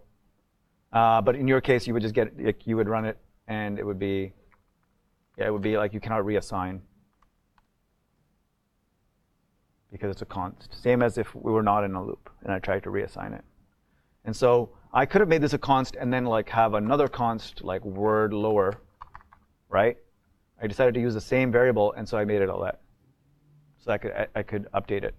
So it's always like if you're not reassigning it, you just use a constant. That's a good takeaway as well that I wasn't intending to cover in lecture, but yes, if you're not If you're not, default to const, and then if you need to reuse it, then switch it to a let.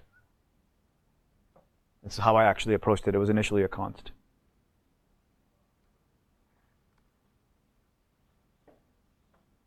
Great questions, actually. Very inquisitive cohort. I like it. Others? Would you just quickly explain why you would have to use the square brackets for the so the if statement with the results square bracket word? Because I'm not too I'm still gonna get confused if I have to implement it and I don't know how to call like the results for the within the word. Yeah, so this comes back to, this confusion comes back to what I started the lecture with, which is being able to, when you look at a particular line of code, being able to run it like JavaScript would. Okay, so actually this is what I'm going to do. This is a great exercise, even though we're over time. Take a look at line 14.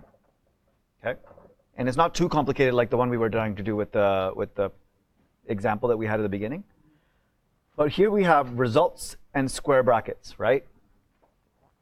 And so if JavaScript is looking at this line specifically, in order to evaluate this if statement to know if it should go into this line or that line, it needs to see a truthy value here, right? So it needs to evaluate what this is equal to. Is it equal to true? Is it equal to false? Is it equal to undefined? What is it equal to? So it needs to run this expression, okay? In order to run this expression, it needs to figure out what's the value of it by running it. And in order to figure that out, it goes, okay, well, what's the results? Okay, results is an object. All right.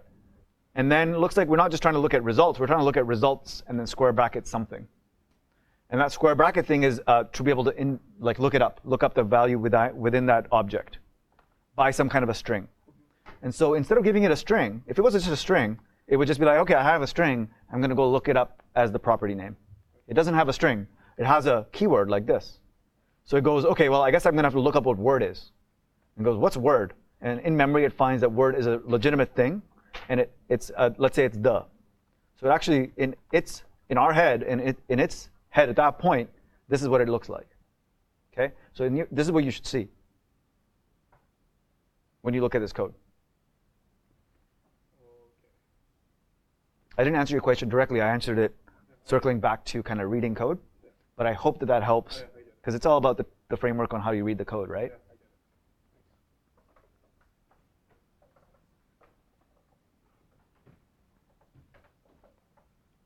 Any other questions?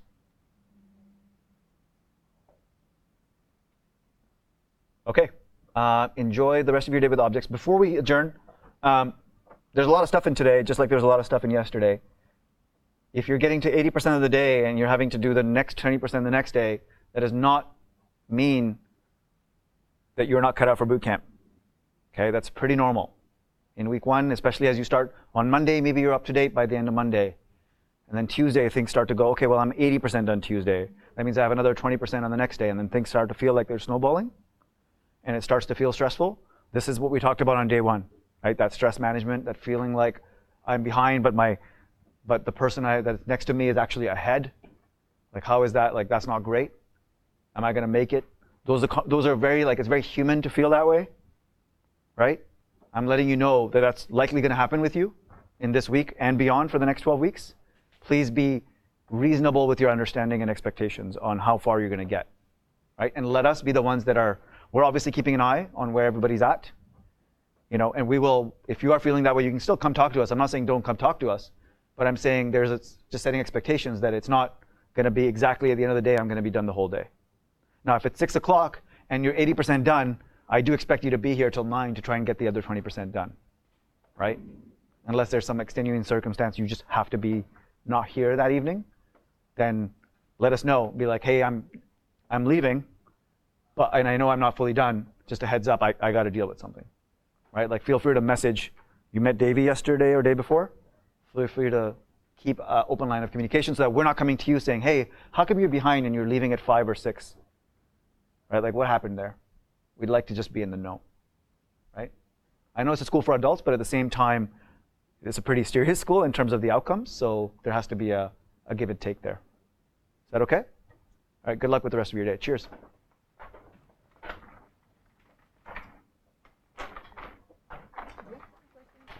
To put here to lowercase, does it matter in terms of efficiency if I put it like here, like when I put words and I go to lowercase over there, or is it the same time? No, you cannot do 2 lowercase here, because what is coming out of here? See, again, in your head, what is this? It's an array. This is an array. Yeah. So can you do array.to lowercase? Probably not. Okay, thanks. Yeah. I kind of like don't really understand like the rest of part of the like how we deal with this code. So can you like Help you kind of. help kind of Yeah, go absolutely. through this? Same exercise that we did when we started the lecture, but it takes time. So Yeah. don't be worried that you're not understanding. Yeah. Again, same thing I said earlier. It'll take time to be able to read code. All this code you didn't write. I wrote it with you, right? And so you're essentially looking at somebody else's code. So you kind of have to step through it as though you've never seen it before. Okay, there's a function here, Yeah. and there's a bunch of code in it, and then the function is called. What is it called with? It's called with quote. Yeah. What is the value of quote? It's Here. So really, you can, in your head, you can see a long string here. Yeah. Okay, then we go into the function. Function. Yeah. Now why don't you continue from here? So now we want like store it in the in object. So now we Don't worry about what we want. Worry about what the code is doing. Because we're trying to analyze what the code is doing, right? Yeah. So what is the code doing? Is it going to go, once it calls the function, Yeah. then it's going to go into line 6, right? Because the function is now called. Mm-hmm. So first line of the function, right? So we create empty Empty object. object. Yeah. And for next, we want to like convert this sentence into an array. Exactly. Of words, yeah. Of words. So like for each word, it's a value of the array. So now we got an array. And how do I confirm that? I can console log it, right? So at that point, you can just do this, right? Get rid of all console logs. So let's get rid of this one. And confirm. What do we expect this to be? Because you just made a hypothesis, an assumption Yeah. that this will be an array of words. So let's confirm that, Yes. right? Let's run it. Okay, we got the Yeah, okay. array. We can comment that out. And for now, we go through, like we need a for loop. But why do we need the for loop? Because we want to go through each word. Yeah. Because we need to go through each word to count all the words. To count all the words. The goal is, what's the goal?